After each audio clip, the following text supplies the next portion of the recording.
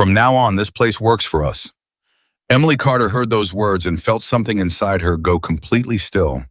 Not from fear, but from the sudden terrible clarity that the life she had spent 12 years building was being taken from her in real time by a man who believed she had no one left to call. She was wrong about being alone, but she didn't know that yet, and neither did he. Before we go any further, if stories like this move you, hit that subscribe button right now and follow along until the very end. Drop a comment below and tell me what city you're watching from. I want to see how far this story travels. The door to Silver Creek Laundry had a particular sound when it closed all the way. A soft mechanical click, the kind you stop noticing after the first few dozen times you heard it, the kind that became background noise, along with the tumbling of machines and the hum of the overhead lights and the low murmur of people talking about nothing important. Emily Carter had heard that sound approximately 10,000 times in 12 years. She heard it when she opened the doors at 7 in the morning and when she locked up near midnight. She heard it when customers came in dragging overloaded laundry bags and when they left carrying folded clean clothes they hadn't been able to wash at home. She heard it so many times that it had become a part of her body's rhythm, something her nervous system registered and immediately dismissed. But at 11:36 on a Thursday night, when Derek Vaughn pushed through that front door with two men behind him and then turned and threw the deadbolt with his own hand, the sound that click made went through Emily Carter like a blade. Because it was not the sound of someone entering a business. It was the sound of someone claiming a space that did not belong to him. Emily was behind the counter when it happened. She had been tallying the day's receipts, her reading glasses pushed up on her nose, a cold cup of coffee sitting forgotten next to the register. The last four customers in the laundromat, a young woman folding towels near machine 11, an older gentleman reading a newspaper by the window, a teenage boy waiting on a plastic chair while his mother loaded a dryer. All of them felt the change in the air before they fully understood what was causing it. The young woman stopped folding. The old man lowered his newspaper. The mother put her hand on her son's shoulder and began steering him slowly, quietly toward the counter area away from the men who had just walked in. Nobody needed to say anything. The body understood threat before the mind finished processing it. Derek Vaughn walked through the laundromat like a man completing a transaction he had already decided on. He was 32 years old, broad-shouldered, with a gold chain that caught the fluorescent light and a look in his eyes that had probably frightened a lot of people before tonight. His two companions took positions near the door and near the side hallway that led to the back storage room. Not random, not casual, positioned. Emily took off her reading glasses. "We're closed," she said. Her voice came out steady. That surprised her. Derek smiled. It was the kind of smile that had nothing warm in it, the kind worn by someone who had learned that a certain expression made people more uncomfortable than open anger. "You're not closed," he said. "Your lights are on. Your machines are running. Last wash ended an hour ago. The machines are finishing cycles. You need to leave." He didn't leave. He walked to the nearest washing machine, put his hand on top of it like he was petting something that belonged to him, and looked around the room with the slow, deliberate patience of a man who had nowhere else to be. "Actually," Derek said, "I came to talk about a new arrangement." The young woman with the towels quietly finished folding them, quietly picked up her bag, quietly walked to the door. She looked at Emily once, and in that look was something Emily recognized, not cowardice, but the specific calculation of someone who understood that staying would not help. The old man with the newspaper folded it under his arm. The mother and her teenage son moved toward the exit without a word. Within 90 seconds of Derek locking that door, he had somehow managed to empty the room. Nobody wanted to be a witness. Nobody wanted to become the next name on whatever list Derek kept. Emily stood alone behind the counter. She had been in difficult situations before. The early years of building this laundromat had been nothing but difficult situations. Broken equipment, lease disputes, months when the cost of water and electricity and supplies nearly matched what she brought in. She had fought through all of it with the specific, quiet stubbornness of someone who has decided that something matters enough to bleed for it. But this was different, because you could problem solve a broken machine. You could negotiate a lease dispute. You could find a way through a hard month. You couldn't problem solve a man who had decided he was taking what he wanted. "There's no new arrangement," Emily said. "This is my business. I need you to leave." Derek reached the counter. He leaned on it with both forearms, bringing himself to her eye level, and looked at her with that same smile. "Here's the thing about arrangements," he said quietly. They don't always need two people to agree. He had been coming to Silver Creek Laundry for almost 4 months. It had not started like this. It had started the way most bad things start, gradually, reasonably, with a face that seemed harmless. Derek had first appeared on a Wednesday evening in late January. He carried one bag of laundry. He paid in cash.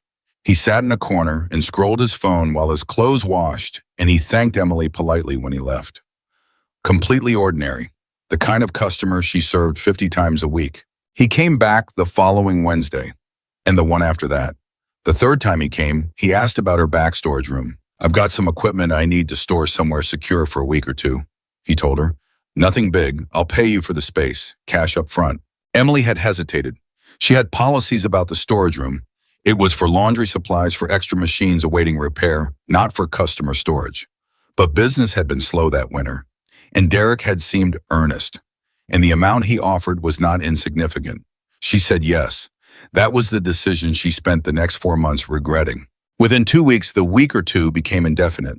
Within 3 weeks, Derek was coming not just on Wednesdays, but on Tuesdays and Saturdays, and sometimes late on Sunday nights. He always had at least one other person with him. The storage room began to feel less like a space he was renting and more like a territory he was claiming. Emily started finding the door propped open in ways she hadn't left it. She started noticing that her cleaning staff mentioned feeling uncomfortable when certain men were in the back. She raised the issue with Derek directly. "I think we need to revisit our arrangement," she told him one evening in February. "The storage agreement was temporary. I need that room back." Derek looked at her for a moment without speaking. Then he said, "I appreciate you telling me that. Let me take care of some things, and I'll have my equipment cleared out by the end of the month." End of the month came. The equipment was not cleared out. The men kept coming. She tried again in March. "Derek, I've asked you twice now, the storage room." "I hear you," he said. "I'm working on it. You know how logistics are." She did not know how logistics were in whatever sense he meant it, but she also didn't know exactly what was in those large sealed boxes in her storage room.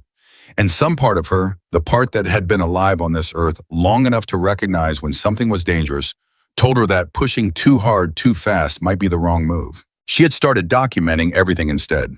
Dates, times, descriptions of the men who came and went, written notes in a locked drawer at home. Photographs of the storage room taken on her phone when Derek and his people weren't there. Security footage from the cameras she'd installed when she first opened the business cameras that Derek had studied carefully during his first few weeks, cameras she'd never moved or mentioned because she wanted him to think he understood the surveillance situation better than he did. She was building something. She just wasn't sure she'd have enough time to finish building it. In early April, one of her longtime customers, a woman named Rosa, who had been coming to Silver Creek Laundry every Saturday for 9 years, stopped coming. Emily noticed. She called Rosa's number. "Rosa, I haven't seen you in a few weeks. Just checking in." There was a pause on the line. "Emily," Rosa said carefully, "I love your place. You know I do. But the last couple of times I came, some men were there that made me uncomfortable. I just felt safer going to the place on Oak Street." Emily thanked her, hung up, sat quietly for a long time. Rosa was not the only one. She could see it in the foot traffic numbers, which had been dropping since February. She could see it in the faces of customers who came in, clocked the presence of Derek's people in the back, and washed their clothes more quickly than usual before leaving. She could see it in the fact that after 9 p.m., Silver Creek Laundry was nearly always empty now, where 6 months ago it had been reliably busy until midnight. Derek was driving her customers away, not with threats, not openly, not in any way she could point to clearly, but with his presence, with the presence of his people, with the specific atmosphere they created, simply by occupying a space and making everyone in it feel like they were intruding on something they didn't want to know about. And Emily was watching her business die one empty machine at a time. She had contacted a lawyer in late March. The lawyer listened carefully and then told her gently but honestly that what she described sounded like an informal tenancy dispute, complicated by the lack of a formal written agreement. The storage arrangement had been verbal. The intimidation was difficult to prove without clear evidence of explicit threats. The best path forward would be to formally terminate the arrangement in writing, consult with local law enforcement about her concerns, and document everything. She had done all the three. The formal written notice had been delivered to Derek, who accepted it without expression and then continued showing up exactly as before. Local law enforcement had listened. One officer had even come to the laundromat and spoken with Derek, who was unfailingly polite and cooperative, who showed the officer his receipts for the storage space, who presented himself as a small business owner, simply using available commercial storage. The officer had told Emily he would keep an eye on the situation. He had not come back, and the documentation continued to grow in Emily's locked drawer at home. She had not given up, but she was getting tired, and tired was a different thing from defeated, but it was closer than she wanted to be. It was in that context, tired, careful, quietly building her case, watching her business slowly shrink around her, that Jackson Walker had first walked through the door. He came on a Tuesday evening, about 3 weeks before the night Derek locked the door behind him. Jackson was 58 years old. He moved like a man who had stopped having anything to prove about 20 years ago. Jeans, heavy boots, a worn black leather vest over a gray shirt, the vest carrying patches that Emily registered without fully reading. He carried a large canvas laundry bag. He loaded 2 machines, sat down in the corner chair by machine number 7, took out his phone, and began reading something with the focused quiet of a man who had decided that his laundry day was going to be peaceful and nothing was going to interfere with that plan. He was completely unextraordinary. He was the kind of customer who blended into the background so completely that Emily almost didn't notice when Derek's 2 associates came in through the side entrance later that evening and moved toward the back hallway. She noticed Derek's men. She watched them. She did not watch Jackson, but Jackson watched everything. He had been there for almost 40 minutes when he got up, brought his laundry bag to the counter to buy detergent, and looked at Emily with calm gray eyes. "How long has this been going on?" he asked. She didn't pretend she didn't understand. "About 4 months," she said. He nodded like she'd confirmed something he'd already calculated. "You called anyone? Police, lawyer, neither helped much. You scared?" She thought about it, truly thought about it, instead of giving the reflexive answer. "I'm more angry than scared," she said finally. "But yes, some nights." Jackson nodded again. He paid for his detergent. He went back to machine number 7. And 15 minutes later, when his clothes were done and he was loading them into a dryer, he came back to the counter one more time. "My name is Jackson," he said, "Emily." He reached into the front pocket of his vest and put a folded piece of paper on the counter. "That's a number," he said. "If you ever get to a point where you feel like this place isn't yours anymore, if something happens and you need someone to know about it, call that number or put a red sign on the counter where I can see it when I come in." Emily looked at the paper. "I'm not looking for trouble," she said. "Neither am I," Jackson said. "I'm just letting you know the option exists." He finished his laundry and left. She put the number in her phone. She did not put a red sign on the counter. Not that night, not the week after. She kept building her documentation. She kept serving her customers.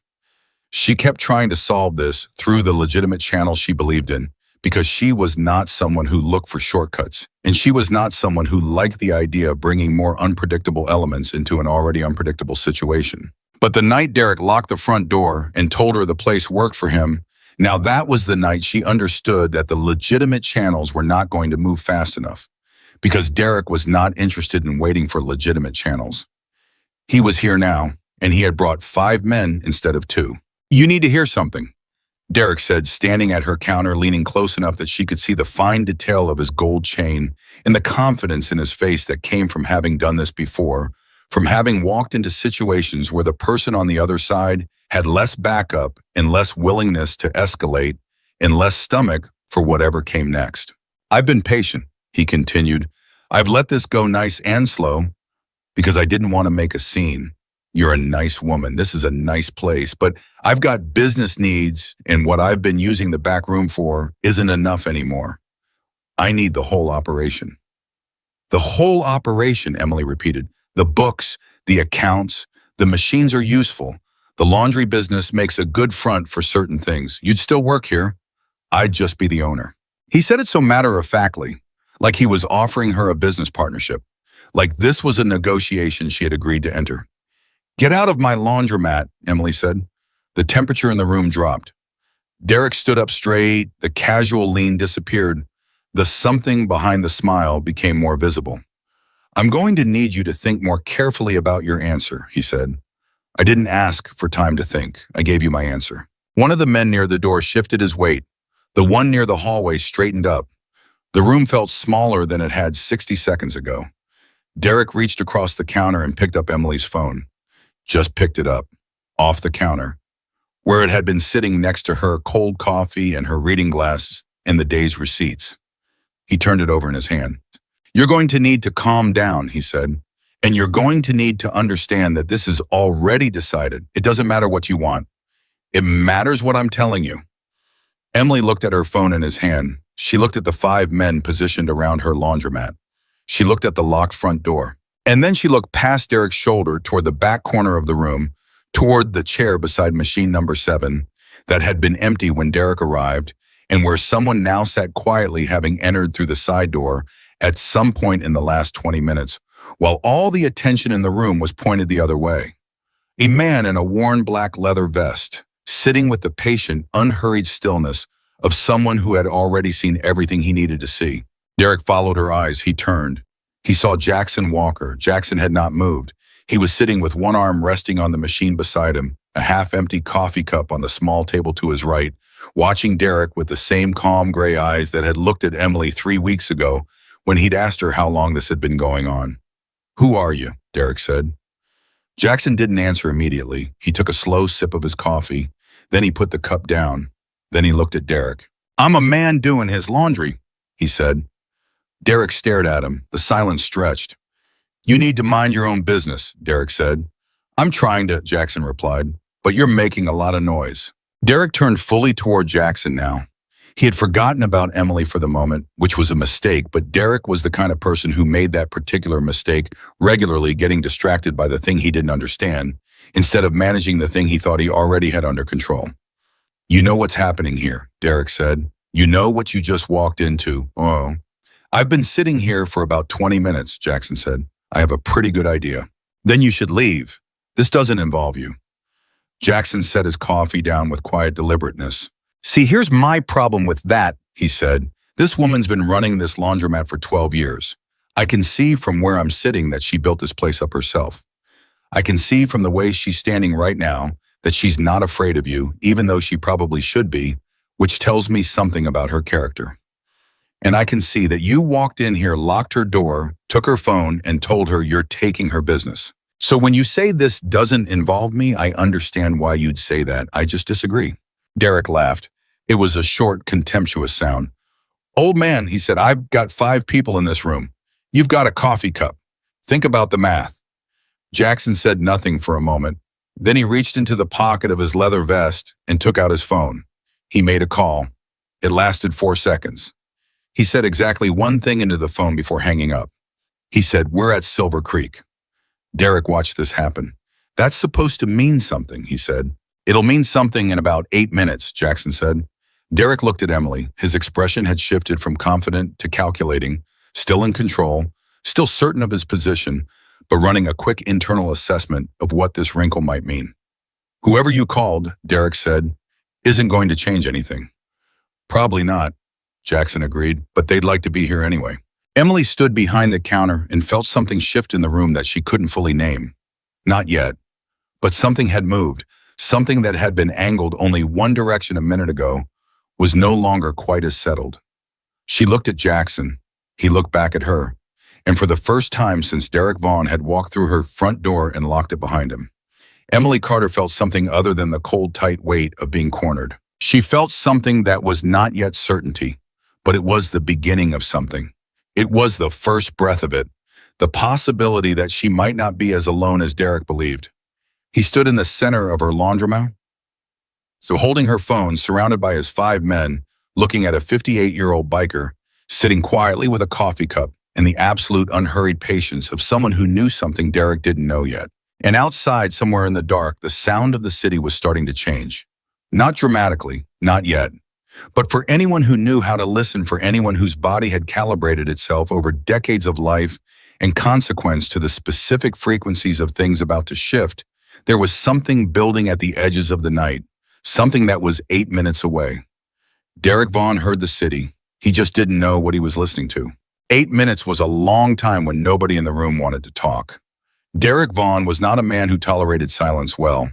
He had built his entire operation on noise, on the threat of what he might do, on the performance of confidence, on keeping other people off balance by never giving them a quiet moment to think.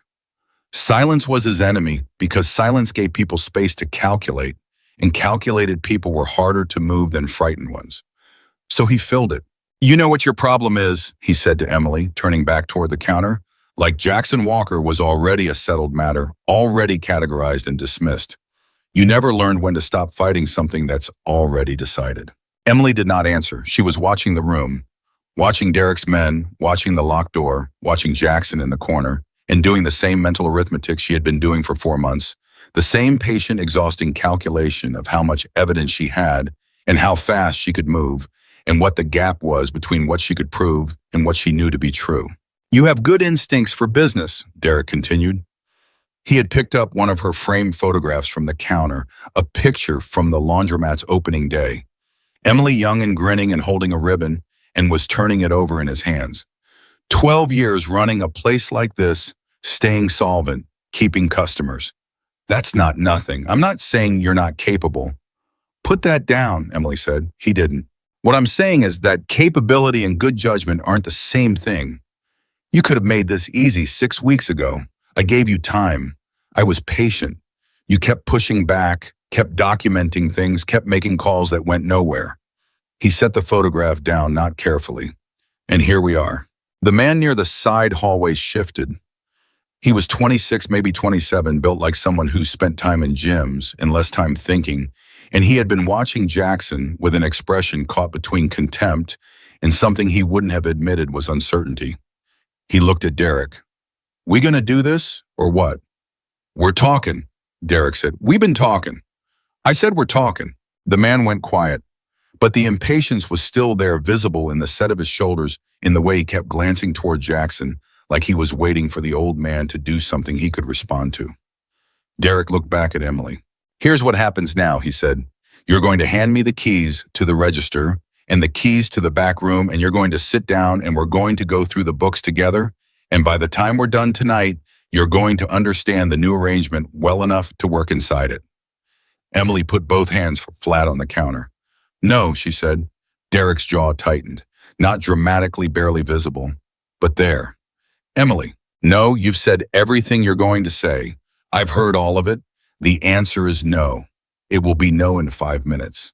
It will be no in an hour. You can stand here all night, and it will still be no." The room was very quiet. The washing machines kept turning. The one near machine 11 made its particular stuttering sound on the spin cycle, the one Emily had been meaning to have looked at for 3 weeks. The mechanical complaint of a belt that was wearing down the small, ordinary sound of a business that was still running, regardless of what was happening to the person trying to keep it alive. Derek moved toward her. Not fast, measured. The way a man moves when he wants to make sure the other person understands that the movement itself is a message. He reached the counter and stopped. "I think you're confused about your options," he said quietly. "I think you're confused about mine," Emily said. From the corner, Jackson's voice came across the room, unhurried, clear. "How many years you been doing this?" Derek turned his head without turning his body, a slow, irritated rotation. "I told you to stay out of this."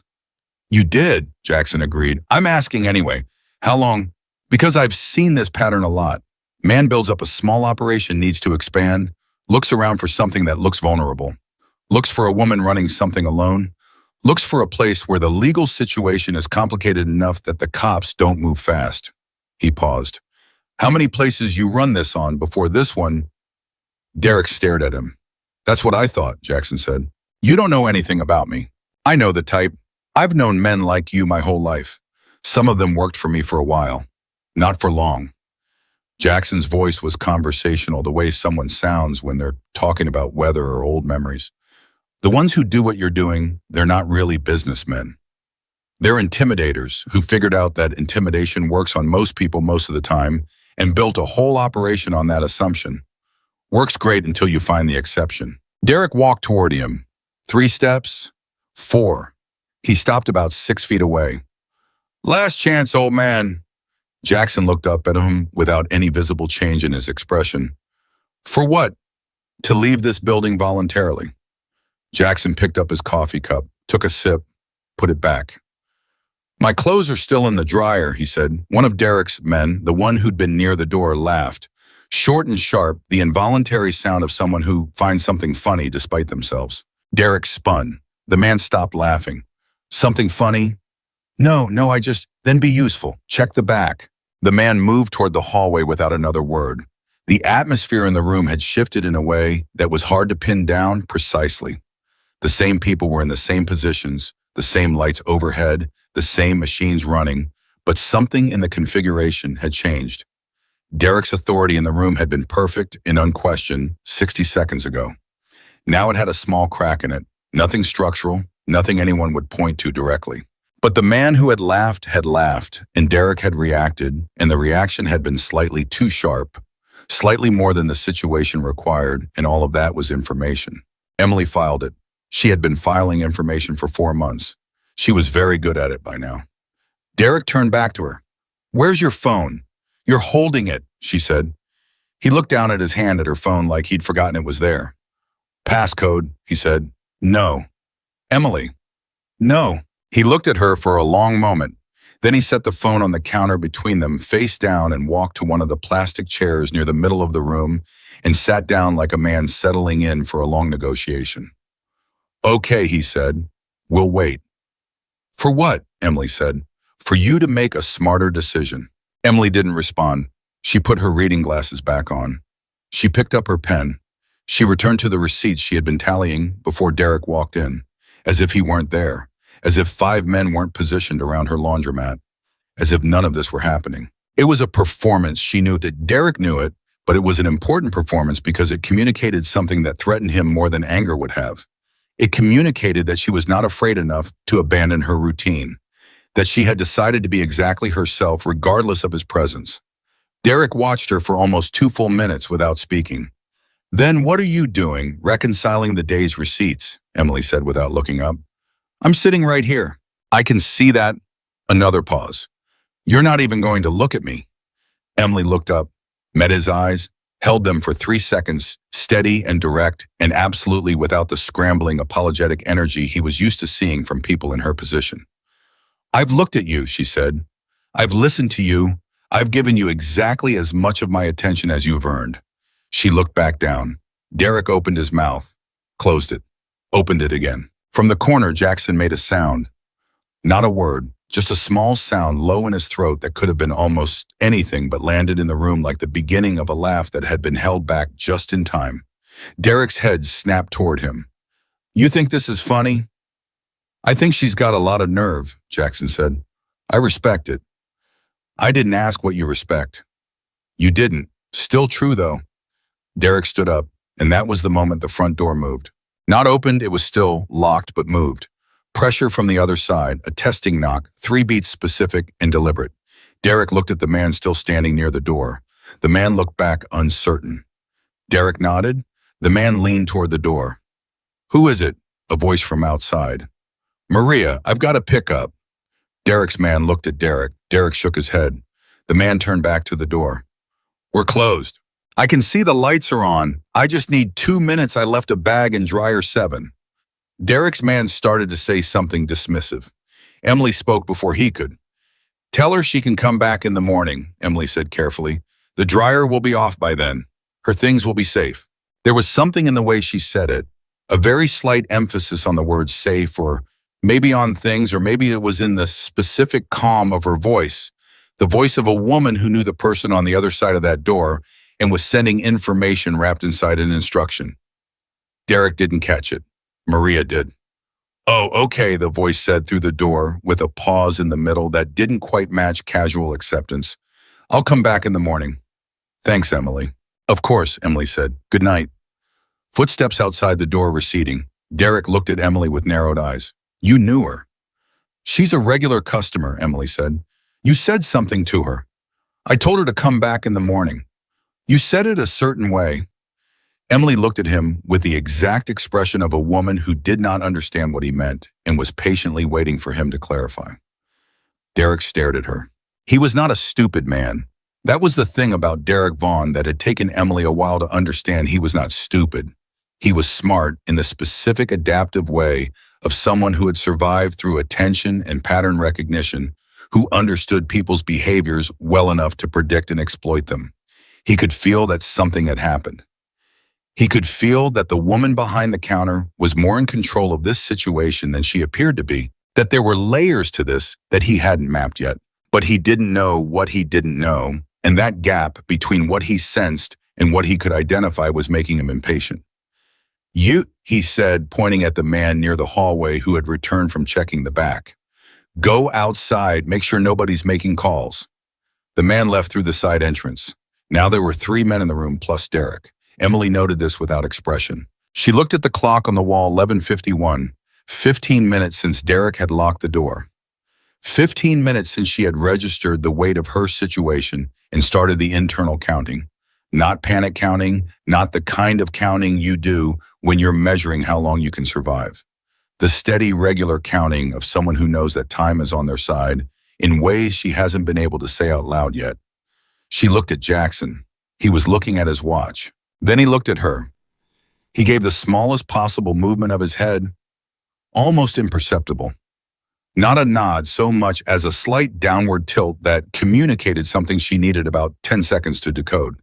He had said 8 minutes on the phone. It had been 15, which meant whatever was coming was already close enough to have arrived and was choosing for some reason she couldn't know from where she was standing to wait. Derek started talking again. She let the words wash over her while her mind worked below the surface. "You know the crazy thing," Derek said, pacing now, his movements carrying the specific energy of a man whose patience was compressing into something that was going to need an outlet soon. "I didn't have to come here. I could have gone with one of 3 other locations. This neighborhood, this block, there are 2 other businesses that would have worked just as well for my purposes. But I picked this place because I thought the owner was reasonable. I thought she'd understand pragmatism." "Tell me about the other 2 businesses," Emily said. Derek stopped pacing. "What? The other 2 businesses you considered? Who owns them?" "That's not..." He blinked. "Why are you asking me that?" "Because if you're telling me you've done this before, that you've established the same kind of arrangement at other locations, then that's something I'd want to document." The word document landed in the room like a stone hitting still water. Rings expanding outward. Derek looked at her. Really looked at her. The kind of look that recalibrates, that runs backward through the last 15 minutes and reassesses every exchange from a different angle. "What have you been documenting?" he said. It wasn't quite a question. "Everything," Emily said. The room was very quiet. The spin cycle on machine 11 wound down. The sound of tumbling clothes slowed and stopped. The laundromat was suddenly quieter than it had been all night. Derek walked back to the counter. "Everything," and he repeated. 4 months, dates times the names. I could find the vehicle plates. I could read photographs of the storage room, the contents. I could see security footage from every camera in this building." She kept her voice level. "The police weren't helpful in March, but evidence accumulates. And the thing about documenting everything consistently over a long period is that eventually what you have is not a complaint. It's a case." Derek put his hands on the counter. "Where is it?" "Not here." Emily, "Ow. It's not here," she said again. "It's in 3 separate places. Digital backups, physical copies, and one set with someone I trust who has instructions about what to do with it if something happens to me or to this business." The thing that crossed Derek's face in that moment was not anger. It was something more complicated, the specific expression of a man who has walked into a room believing he understood the geometry of it and has just discovered that the walls are not where he thought they were. He had come tonight to finalize a takeover. He had come with 5 men and a locked door and the certainty of someone who had done this before and knew how it went. He had not come prepared for a woman who had been building a legal case against him for 4 months while appearing to do nothing more than run a laundromat. He stared at her.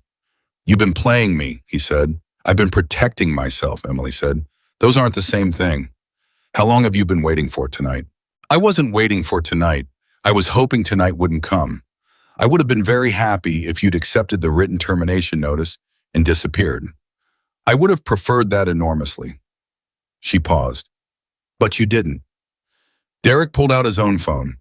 You know what happens to people who build cases against me, he said. I imagine you're going to tell me. They don't get to finish building them. And right then, with Derek's phone in his hand, and his face doing something that was no longer quite in control, with his two remaining men watching from their positions, and Jackson Walker watching from the corner. Right then, the first sound came from outside. Not a knock, not a voice. A sound that Emily had never heard in 12 years of running this laundromat. A sound that came from far away and got closer with a speed that compressed distance in a way that suggested many of them at once. The deep, layered, unmistakable thunder of motorcycles. Not one, not five. The kind of sound made by an arrival rather than a passing. Derek looked toward the front window. The two men looked at Derek. Jackson Walker in the corner by machine number 7 picked up his coffee cup and drained the last of it with the unhurried calm of a man whose dinner reservation had finally been confirmed. Emily kept her hands flat on the counter and felt the vibration of the engines travel up through the floor of the building she had spent 12 years fighting to keep. Outside, the sound grew and grew. Derek walked to the front window. He looked out. And Emily watched the exact moment that Derek Vaughn understood that he had made a serious miscalculation. She watched it move across his face the way weather moves across an open field, fast visible, impossible to stop once it started. His jaw tightened, his shoulders pulled back, his hands at his sides closed and opened. Who are those people, he said. Not to Emily, not to Jackson, not to anyone in particular. Talking to the window, talking to the night outside. Jackson answered anyway. Friends of mine, he said. Derek spun. How many? Enough, Jackson said. More than enough. The man near the door had gone completely still. The one in the middle of the room was watching Derek with the expression of someone waiting to be told what the plan was, because the plan he'd arrived with tonight was no longer a plan that fit the situation and he needed a new one, and he was looking at Derek to provide it, and Derek was not providing it. Derek walked back toward the counter. His voice was lower now. You call them? He asked Emily. The phone you're holding is mine, Emily said. I haven't had it since you walked in. Derek looked at the phone, her phone still face down on the counter where he'd set it. He looked at Jackson. You called them from your phone, he said, right after we started talking. That's what you did. I made a call, Jackson said. You said we're at Silver Creek. I did. Who did you call? Jackson put the empty coffee cup down. He stood up. He was not a physically imposing man in the way Derek's men were physically imposing. Not wide in the shoulders, not young, and built for confrontation. He was 58 years old, with gray in his hair and lines in his face and a way of moving that was slow enough to seem almost careful. But when he stood up, the room changed. There was no performance in it, no squaring of shoulders, no adjustment of posture, no attempt to signal anything. He simply stood, and the standing itself was enough because the people who watched it understood that they were looking at someone who had been comfortable sitting precisely because he had no doubt whatsoever about what standing would mean. You know the patch on my vest, Jackson said. Derek looked at the vest. He looked at the patches. His face did something complicated.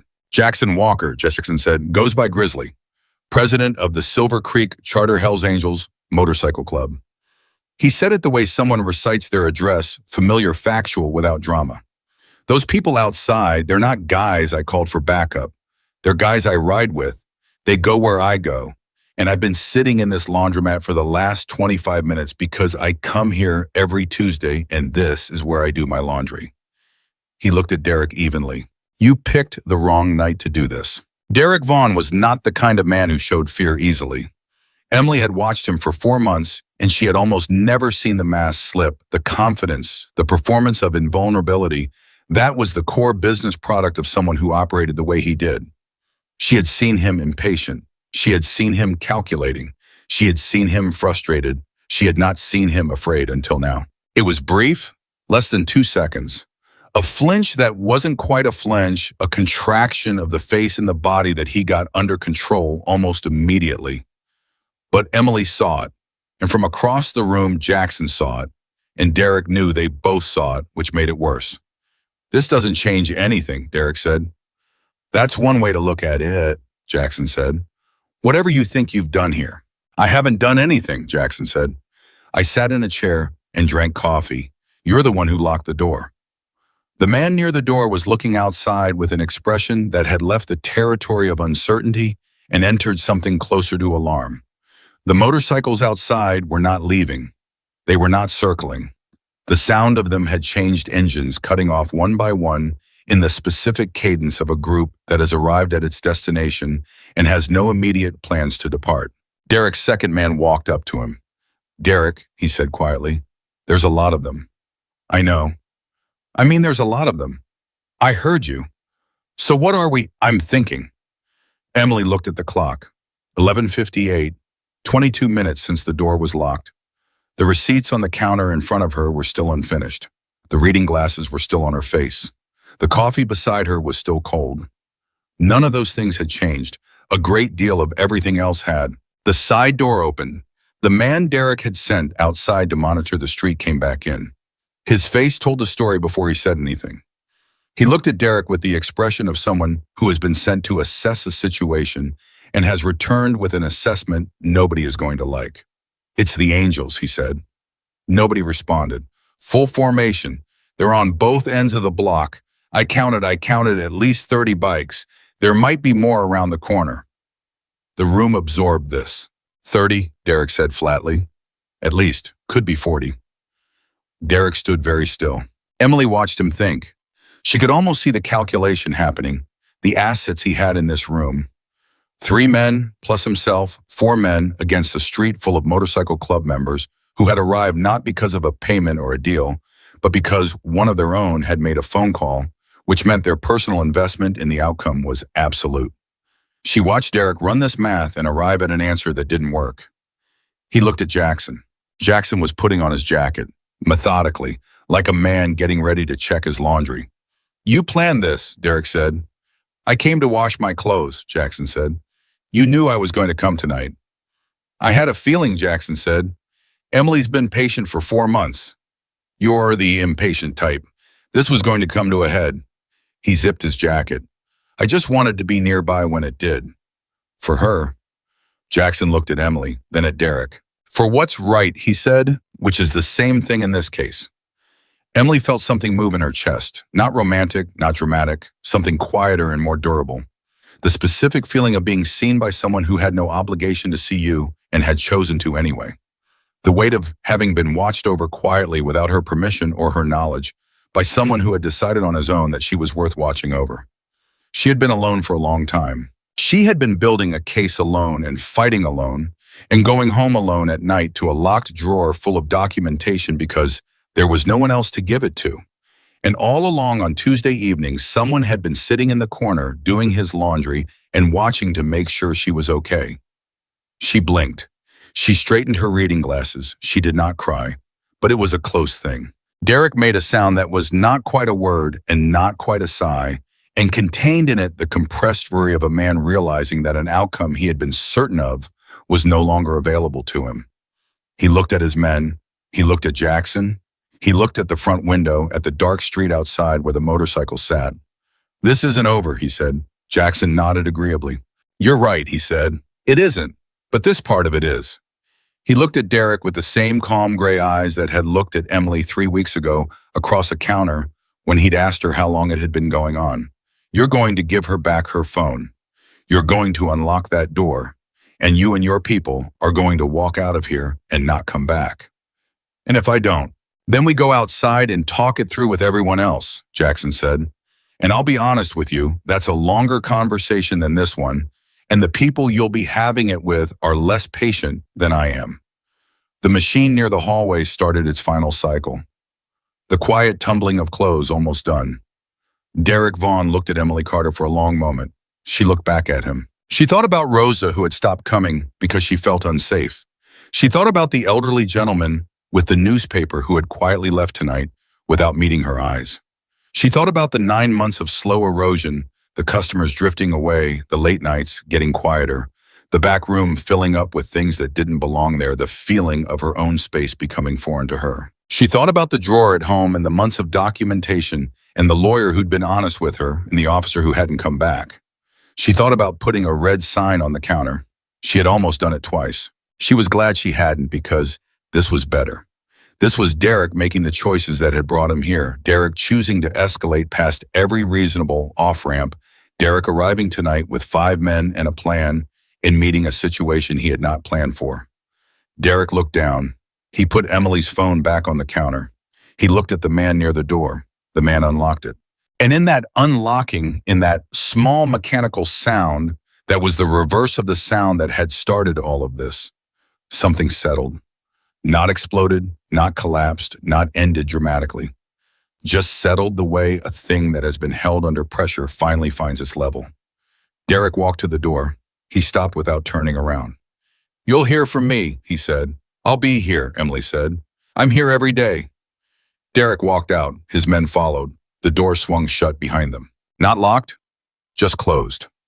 Emily stood behind her counter in the sudden ringing quiet of her laundromat and let out a breath she had been holding on and off for the better part of 4 months. Jackson walked to the dryer near the back wall and opened it. His clothes were done. He pulled them out and folded them with the efficient, unself-conscious movements of a man who had been doing his own laundry for a long time. Emily watched him fold a flannel shirt. "Are they really out there?" she said. "All those bikes?" "Yes," he said. "They came because you made a 4-second phone call." "They came because I asked," Jackson said. "That's what it means to ride together. Somebody needs you, you show up." Emily looked at her phone on the counter, picked it up, put it in her pocket. "I thought you were just a Tuesday regular," she said. Jackson tucked the flannel shirt into his canvas bag. "I am a Tuesday regular," he said. "Everything else is just part of who I am." He picked up the laundry bag, he picked up his empty coffee cup and carried it to the small trash can near the door because that was the kind of man he was, the kind who put his own trash away, even in someone else's building, in the middle of an unlikely and significant night. He stopped near the door. "The documentation you mentioned," he said, "the case you've been building." "Yes." "Keep building it," he said. "Tonight happened, but men like Derek don't stop because of one night. They stop because someone finishes what they started." Emily looked at him. "I know," she said. He nodded, pushed the door open. Outside, the sound of motorcycles filled the street. Not revving, just present. Idling. The sound of people who had come and were waiting to hear that the thing they had come for was resolved. Jackson stepped through the door. And Emily Carter stood alone in her laundromat. Her laundromat, hers. The one she had built from a broken building in a forgotten neighborhood with her own hands and her own stubbornness. In 12 years of showing up and listened to the sound of the engines outside and felt something she recognized from the early years, from the first time a customer had thanked her and meant it from the morning she had finally turned a profit after 18 months of losses. She felt like the place was hers again. Not because Derek was gone. He might come back. He had said so himself. But because she had stood behind her counter in the worst moment this business had ever seen, and she had not given an inch. Not one. She had reconciled her receipts and kept her glasses on her face and given Derek exactly as much of her attention as he had earned, which was not very much, and she had watched him walk out of a room that was and had always been and would always be hers. The last machine finished its cycle. The building went quiet. Emily put her reading glasses in her pocket. She picked up her pen. She opened the log she kept in the drawer under the counter, dates, times, descriptions, evidence, and she added tonight's entry in her careful, precise handwriting. She wrote down everything. She was not finished building. She had barely started. Derek Vaughn did not go home that night. Emily found that out later from a source she hadn't expected, in a way that confirmed what Jackson had told her standing near the door. With his laundry bag, men like Derek didn't stop because of one night. They recalibrated. They regrouped. They sat somewhere and thought hard about what had gone wrong and what they still had available to them and what the next move looked like from a different angle. Derek sat in a booth at an all-night diner 4 blocks from Silver Creek Laundry with his 2 most trusted people and a cup of coffee he barely touched, and ran the night backward from the end to the beginning, looking for the exact moment it had stopped going his way. He kept arriving at the same answer: Jackson Walker. Not the bikes outside, not the 30 or 40 members who had materialized on the street like they'd been waiting around the corner the whole time. The bikes were a consequence. The real problem was the man who had been sitting in that corner with a coffee cup and an expression of absolute calm, the man who had made 1 4-second phone call and then continued his laundry. The man whose presence in that room had changed the temperature of everything without him raising his voice or his hands or anything other than his own considerable unspoken weight.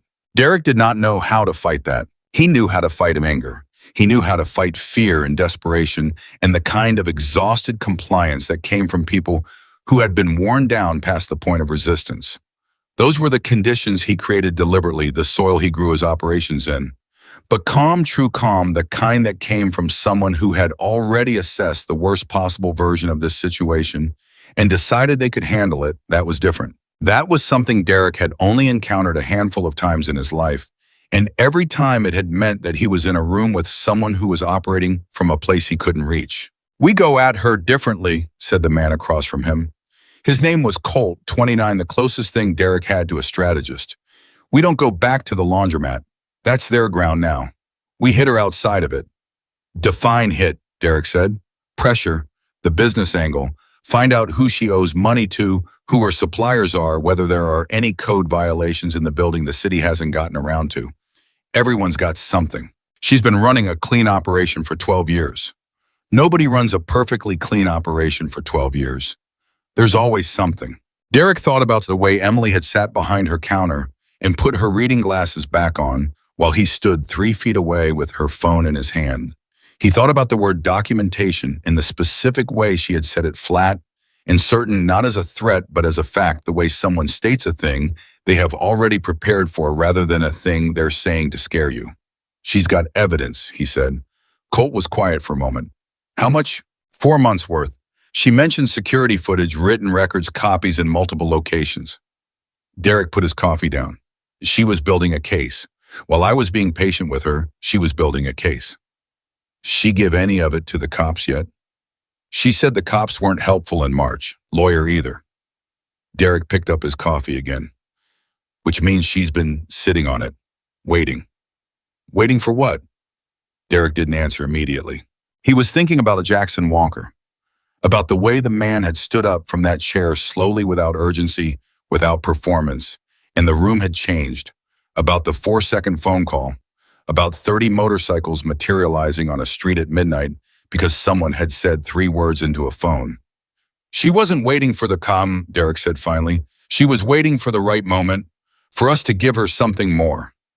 Colt leaned back. "So tonight I handed her the escalation she needed," Derek said. "Locked door, 5 men demanded the business.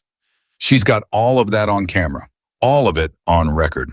Whatever she had before tonight was a complaint. What she has now is a case." The booth was quiet. The diner was mostly empty, a cook visible through the pass-through, a woman in her 60s nursing tea near the window, a young man at the counter with headphones. Normal late-night quiet, the kind of ordinariness that felt strange to Derek right now, the way the mundane world continues around the edges of the moments that crack things open. "So we move fast," Colt said, "before she files anything, before she takes it anywhere." "We can't touch her," Derek said. "That makes it worse." "I didn't say touch her. I know what you mean, and I'm saying no. She's already got the angels involved. We lay a hand on anything connected to her, and we're not dealing with evidence anymore. We're dealing with a different kind of problem." Derek shook his head. "We need the documentation. Whatever she's collected, wherever it is, we find it, and we find what it actually contains, and we assess what our actual exposure is. And the copy she mentioned, the one with someone she trusts." Derek looked at his coffee. "That's the part I need to think about," he said. Emily didn't sleep. She sat in the small office at the back of her house with the locked drawer open and the documentation spread across her desk, and went through everything she had with fresh eyes, the eyes of someone who had just watched 4 months of patient, careful work get tested in real time and had seen it hold. It had held. That was the thing she kept coming back to, the fact that was both relieving and frightening. The case she'd been building had held up against the pressure of the actual moment. When Derek had said she had no options and was alone, and the decision was already made, she had been able to tell him truthfully that she had documentation in 3 locations that she had been recording for 4 months, that she had copies with someone she trusted, and all of it was true. And the weight of its truth had been visible on his face when it landed. But Derek was smart. She had never let herself forget that. And a smart man who had just been outmaneuvered would spend the night figuring out how to reverse the situation, and by morning he would have a plan she hadn't anticipated. She needed to move faster than his plan. She looked at her phone, 2:14 a.m. She opened her contacts and found the number she'd put in for Jackson Walker 3 weeks ago. She stared at it. She thought about what he'd said before he left. Keep building it tonight happened, but men like Derek don't stop because of one night. She put the phone down without calling. Not because she didn't need help, because the kind of help she needed right now was not the kind Jackson could provide. What she needed was a prosecutor or someone who knew one. What she needed was for the documentation she'd been building to reach the right hands before Derek could assess his exposure and do something about it. She pulled up her laptop and started composing an email to her lawyer. She wrote, "I need to meet with you first thing tomorrow morning. Tonight, Derek Vaughn came to the laundromat with 5 men, locked the door, took my phone, and formally demanded I hand over the business. I have all of this on security camera footage. I have 4 months of prior documentation. I believe I now have enough for criminal charges. Please call me as early as you're able." She sent it at 2:21 a.m. She did not expect a response until morning. She got one at 2:34. Her lawyer, Patricia Hale, 51, a woman who had built her practice on exactly this kind of case, and who had told Emily in March that the evidence wasn't quite there yet, but who had also told her to keep documenting, Patricia responded with 4 words and a time. 7 a.m. My office. Emily exhaled. She closed the laptop. She did not sleep, but she lay down, and in the lying down, there was something that was the beginning of rest, the specific physical surrender of a body that has been running on adrenaline for hours and has just received permission in the form of a meeting time to stop running quite so fast. Her phone rang at 6:15. She answered before the second ring. It was a number she didn't recognize. Local area code. Emily Carter. Yes. This is Detective Ray Okafor, Silver Creek Police Department. I was given your name by someone who suggested I might want to speak with you about a situation involving your business. Emily sat up. Who gave you my name? She said. A pause. I'd rather discuss that in person if you're available this morning. I understand you may have documentation that's relevant to an investigation we've been building separately. I think it would be worth our time to compare notes. Emily looked at the clock. 6:17. I have a meeting with my lawyer at 7, she said. Your lawyer should be there, Detective Okafor said. In fact, I'd prefer it. She called Patricia from the car on the way. Patricia listened without interrupting, which was one of the things Emily had always appreciated about her. A detective called you at 6 in the morning, Patricia said when Emily finished. Yes, separately building investigation. Wants to compare notes with your documentation. That's what he said. A brief silence on Patricia's end. Emily, she said carefully, do you know who gave him your name? He wouldn't say. Another pause, this one longer. I think I might, Patricia said. Come to my office. We'll sort this out together. The meeting started at 7:08. Detective Ray Okafor was 44, lean, with reading glasses pushed up on his forehead and a folder on the table in front of him that was thicker than Emily expected. He shook Emily's hand and then Patricia's and sat across from them with the specific settled patience of a man who had been waiting a long time for a particular kind of morning. How familiar are you with Derek Vaughn's broader operation, he said. What I've seen of it from my laundromat, Emily said. Okafor opened his folder. Derek Vaughn has been under departmental investigation for 14 months, he said. Not just for what he's doing to small businesses, that's a piece of the bit. He's connected to a distribution network operating across 3 counties using commercial front businesses to move product and manage cash. Our problem has been establishing the local nexus. We know the network, we know the general pattern, but tying it to specific locations with specific evidence admissible in court has been, he paused, choosing the word carefully, a process. Emily looked at Patricia. Patricia was writing something in her notepad. What kind of evidence do you have? Patricia said to the detective. Surveillance, financial records, 2 witnesses who are currently uncooperative. Okafor looked at Emily. What kind of evidence do you have? Emily took a breath, then she told him. She told him about the first conversation with Derek in January and the storage room arrangement and the escalating presence and the customers who stopped feeling safe in the specific careful way Derek had always stayed just below the line of anything overtly criminal.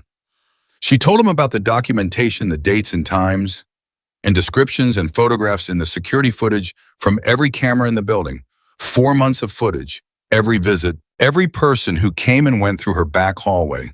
Every night the storage room was accessed. Okafor stopped writing at some point. He just listened. When Emily finished, the room was quiet for almost 10 seconds. "You have 4 months of security footage from the cameras inside the laundromat," Okafor said. "Yes, including footage of the people coming and going through the back entrance." "Yes, the cameras cover the main floor and both entry points. The back hallway camera was installed when I first opened the business. It's not visible from the storage room itself, but it covers everyone who enters and exits the hallway." Okafor took off his reading glasses from the top of his head and put them on his face and looked at Emily with an expression that was controlled enough that she couldn't read it clearly, but that contained beneath the professionalism something that looked like the specific relief of a person who has just been handed the piece they've been missing. "Who gave you my name?" Emily said again. Okafor considered. "The call came through a liaison contact," he said. "Someone who monitors certain community situations and flags them when they overlap with active investigations." He paused. The name that came attached to the tip was Jackson Walker. Emily sat with that for a moment. Patricia stopped writing. "He called the police," Emily said. "He called someone who called us," Okafor said. "He's been careful about the distinction. Mr. Walker has a complicated history with law enforcement, as you may know, and let's say he's particular about how he engages with official channels. But he was specific about one thing." "What?" "He said the woman running Silver Creek Laundry had been building a case alone for 4 months, and that last night something happened to them that made it urgent. He said, and I'm quoting here." Okafor glanced at a note. "She's been doing the right thing the whole time, and she deserves to have someone finally do right by her." Emily pressed her lips together. She looked at the table. She did not cry in Patricia's office at 7 in the morning in front of the detective she had just met. She made a decision not to, and she held to it. But it was a harder decision than most of the ones she'd made in the past 12 years. "What happens now?" Patricia said. "Now," Okafor said, "Ms. Carter shares her documentation with us under a formal arrangement that protects her interests, and we integrate it with our existing investigation, and we move toward charges." He looked at Emily. "Last night, the locked door, the demand, the explicit statement about taking over the business, all of that is on your cameras." "All of it," Emily said. 5 men, Derek present, him taking your phone." "Yes." "Emily," Patricia said quietly, "that's extortion. What happened last night on its own, separate from the 4 months, that's a criminal charge." Okafor nodded. "Combined with what we already have on the distribution network," he said, "and the footage you've been sitting on for 4 months, he paused. "We're not talking about an intimidation charge.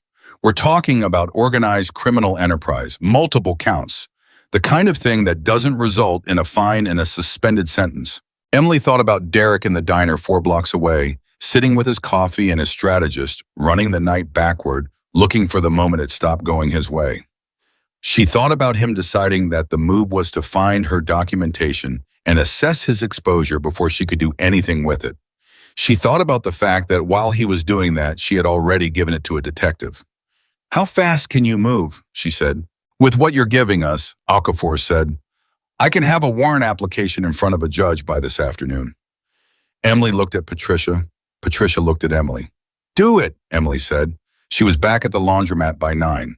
She unlocked the front door and turned on the lights and started the first wash cycle of the day and made a fresh pot of coffee and stood behind her counter and opened for business exactly the way she had opened for business every morning for 12 years. The first customer came in at 9:14, a young mother with 2 children and an enormous bag of children's clothes.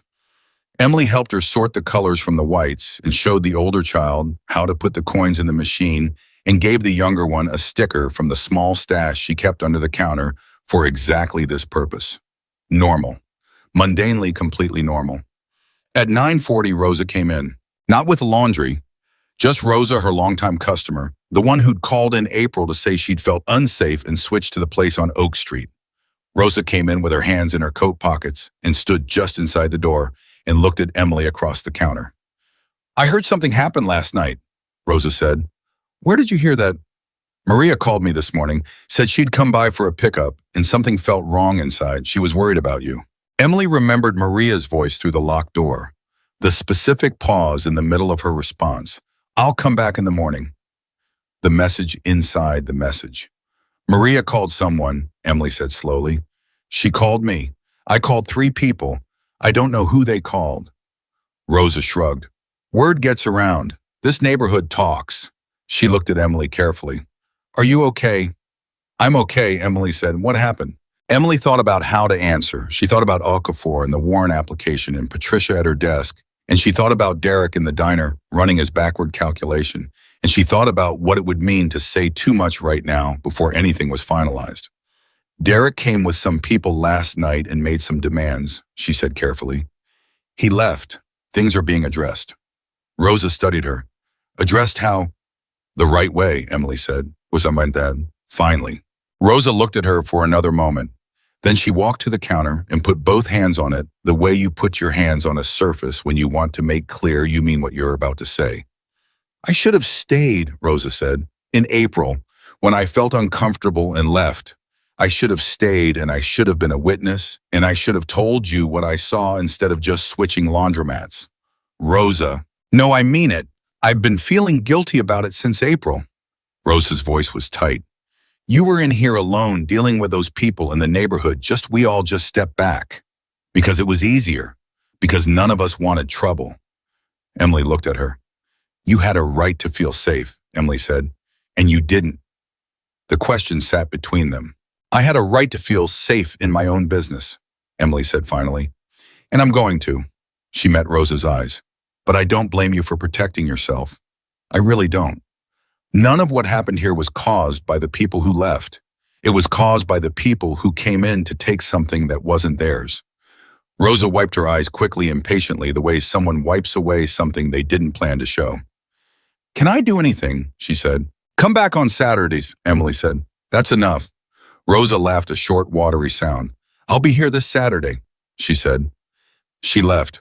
Emily turned back to the counter and picked up her pen, and for a moment she had to stop and breathe through the specific weight of the morning, the weight of all of it the night before, and the meeting at Patricia's office, and Rosa with her hands on the counter, and the young mother with the 2 children, and the sticker, and the coins in the machine, all of it pressing on her at once with the accumulated force of something that had been moving for a very long time. Her phone buzzed. A number she didn't recognize, different from Okafor's. She answered. Ms. Carter. The voice was male, older, calm, not a voice she recognized. Yes. My name is Frank. I'm calling on behalf of some people connected to a mutual friend of ours. I understand you had a difficult evening. Emily's hand tightened on the phone. Who's the mutual friend? She said. Goes by Grizzly, Frank said. She let out a slow breath. Okay, she said. Frank, what can I do for you? Actually, we were calling to see what we might do for you. There are a couple of things we've become aware of that we thought you should know. A pause. First, Derek Vaughn is not going to come back to the laundromat directly. We've been informed that after last night, he and his people are treating your location as, let's say, too complicated. That's good for you in the short term. And the long term, that's the second thing. Derek has someone working for him, not Colt. The other one, younger, goes by Drez. Drez has been talking to someone in your building's management company. He's looking for lease information, whether you have any violations, whether there are grounds for someone to apply pressure from the property side rather than directly. Emily felt cold. Who at the management company? She said. We don't have a name yet, but we're working on it. Frank, Emily said carefully. I need to ask you something. Go ahead. Last night, Jackson called the police. He called a liaison contact who passed information to a detective who reached out to me this morning. Jackson did that while I was still locking up the laundromat. That sounds right, Frank said. He didn't tell me he was going to do that. No. And now you're calling to tell me about the lease angle. Yes. Emily looked at the young mother helping her older child switch laundry from washer to dryer, at the normal, quiet, ordinary morning proceeding around her. How long has Jackson been keeping an eye on this situation? She said. Frank was quiet for a moment. Since February, he said. Since about 3 weeks after he first came in on a Tuesday night and noticed what was happening. Emily closed her eyes. February. She had first tried to address the storage room with Derek in February. She had first felt the situation tip from uncomfortable to genuinely threatening in February.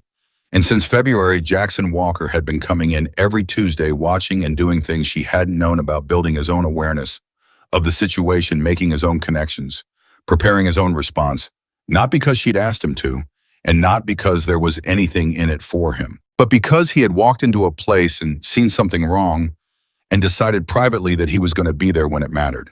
She had thought she was alone. She had been alone in the sense that mattered most to her. She had done the work herself, built the case herself, stood her ground herself. None of that was fiction.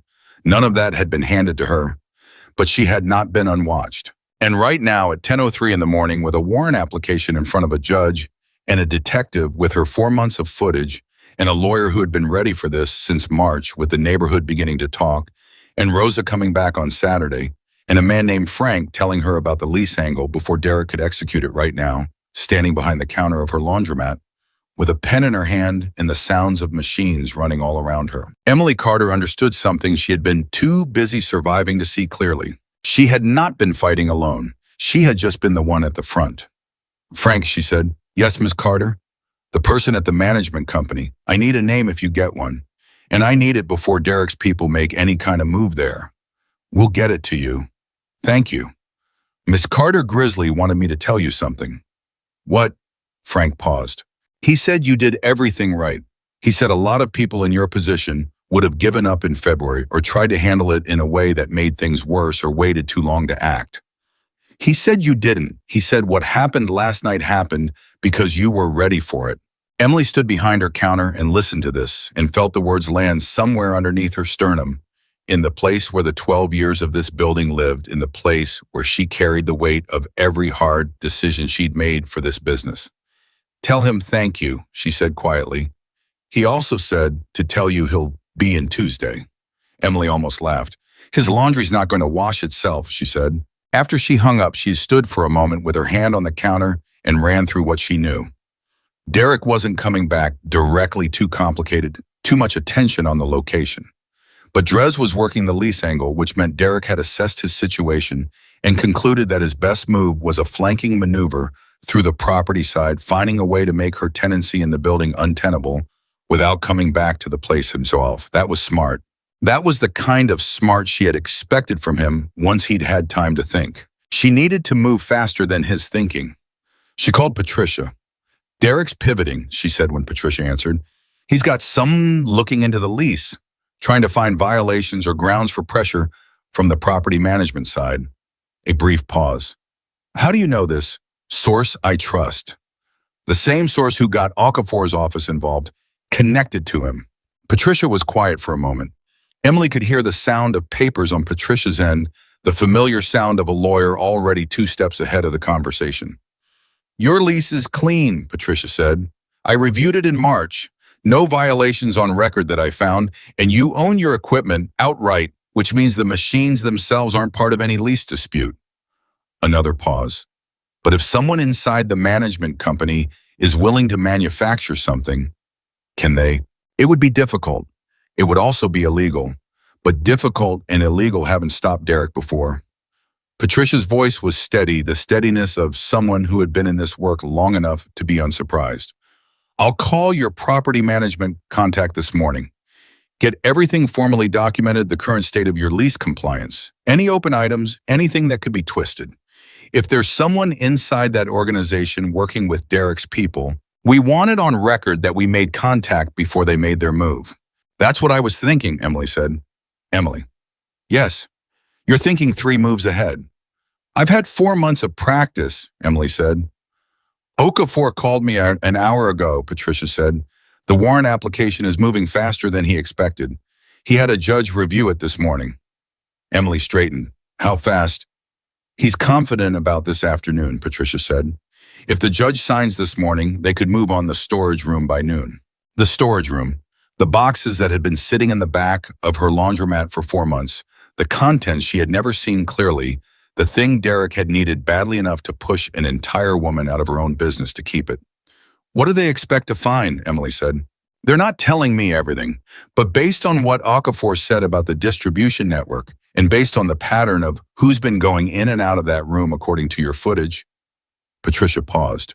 "Whatever's in there is the center of something larger than what you've seen." Emily looked toward the hallway, toward the back room. The door was closed the way it had always been closed when Derek's people weren't there.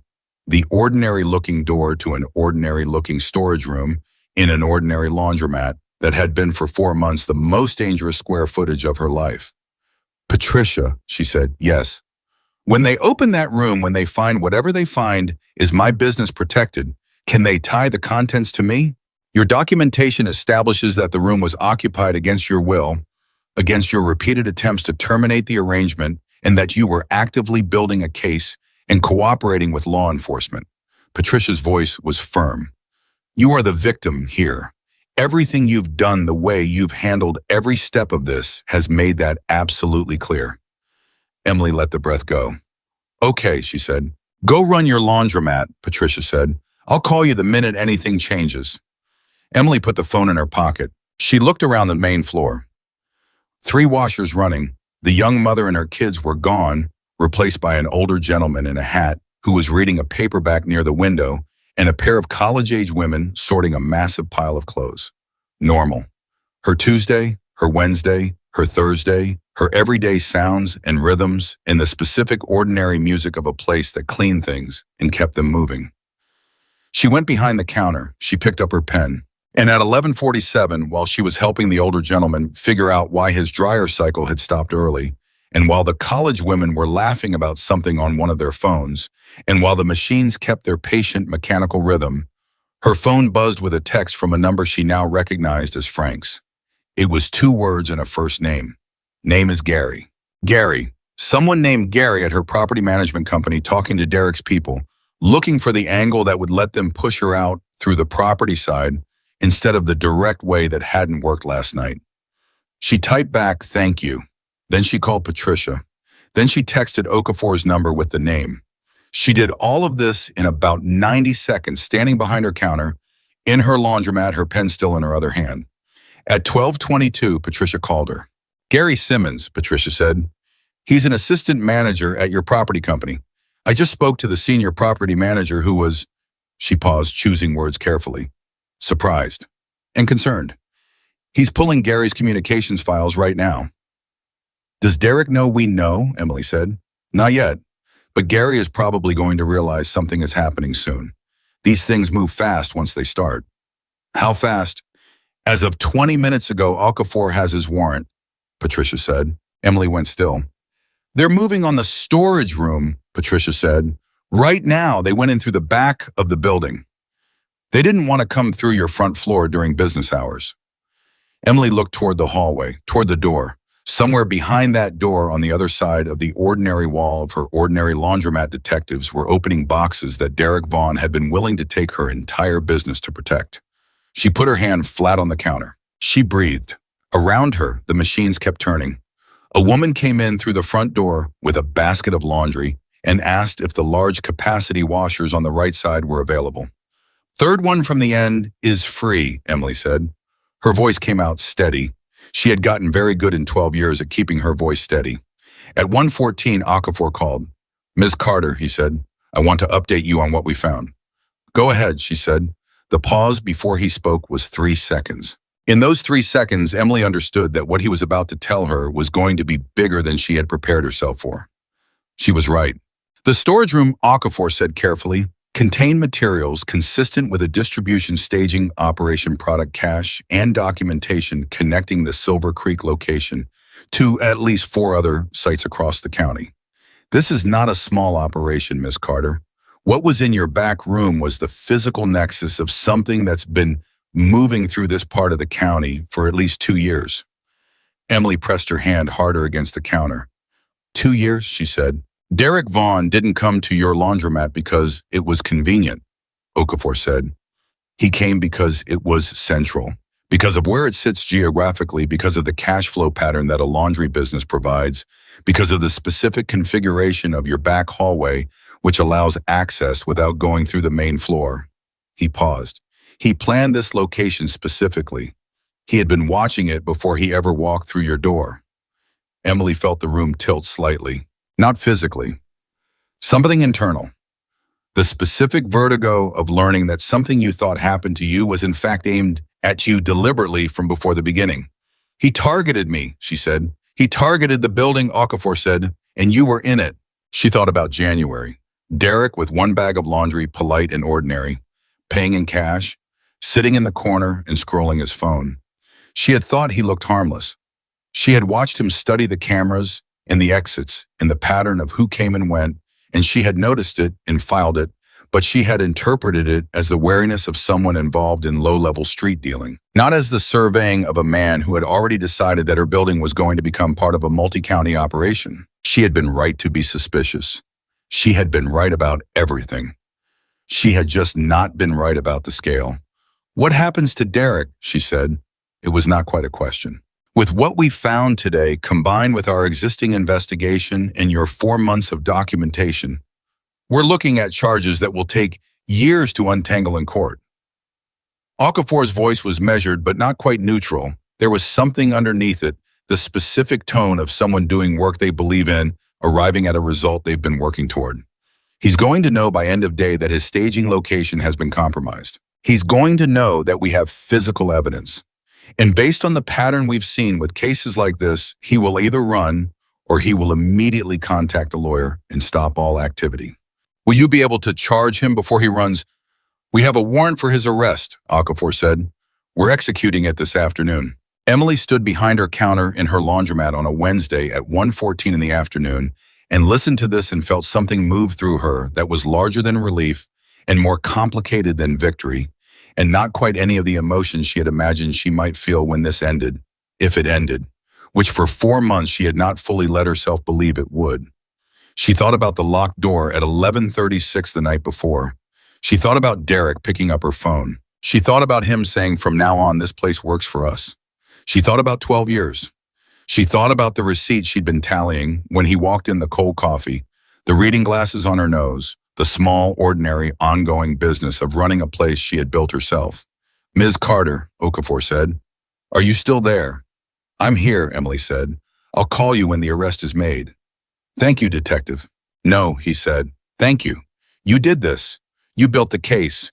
We're just the ones who got to close it." She hung up. She stood there for a moment. Then she picked up her pen, and she went back to work. Okafor called at 3:47 p.m. Emily was helping a woman untangle a knot of sheets from a dryer drum when the phone buzzed in her apron pocket. She held up one finger to the woman, stepped toward the back counter, and answered. "It's done," Okafor said. "Derek Vaughn was taken into custody 40 minutes ago. He was at a property on the east side. We believe it was a secondary staging location. He did not resist." Emily put her free hand flat on the counter. "Colt," she said, "detained for questioning. We're working on formal charges for him as well. The evidence from your storage room connects both of them directly to the distribution network." A pause. "There are going to be additional arrests across the county over the next 48 hours. This is a larger operation than we initially communicated to you this morning, and the material we found in your building is Miss Carter. I want to be straightforward with you. What was in your back room is going to be the centerpiece of a prosecution that has been 14 months in the building. You gave us what we needed to close it." Emily looked up from the counter. The woman with the tangled sheets was watching her with mild curiosity. Across the floor, the college women from the morning were going to be replaced by a teenage boy eating chips near Machine 4 and an older couple working quietly together, folding a mountain of laundry. The afternoon light came through the front windows. The machines kept their rhythm. Everything looked exactly the same as it always had. Everything was completely different.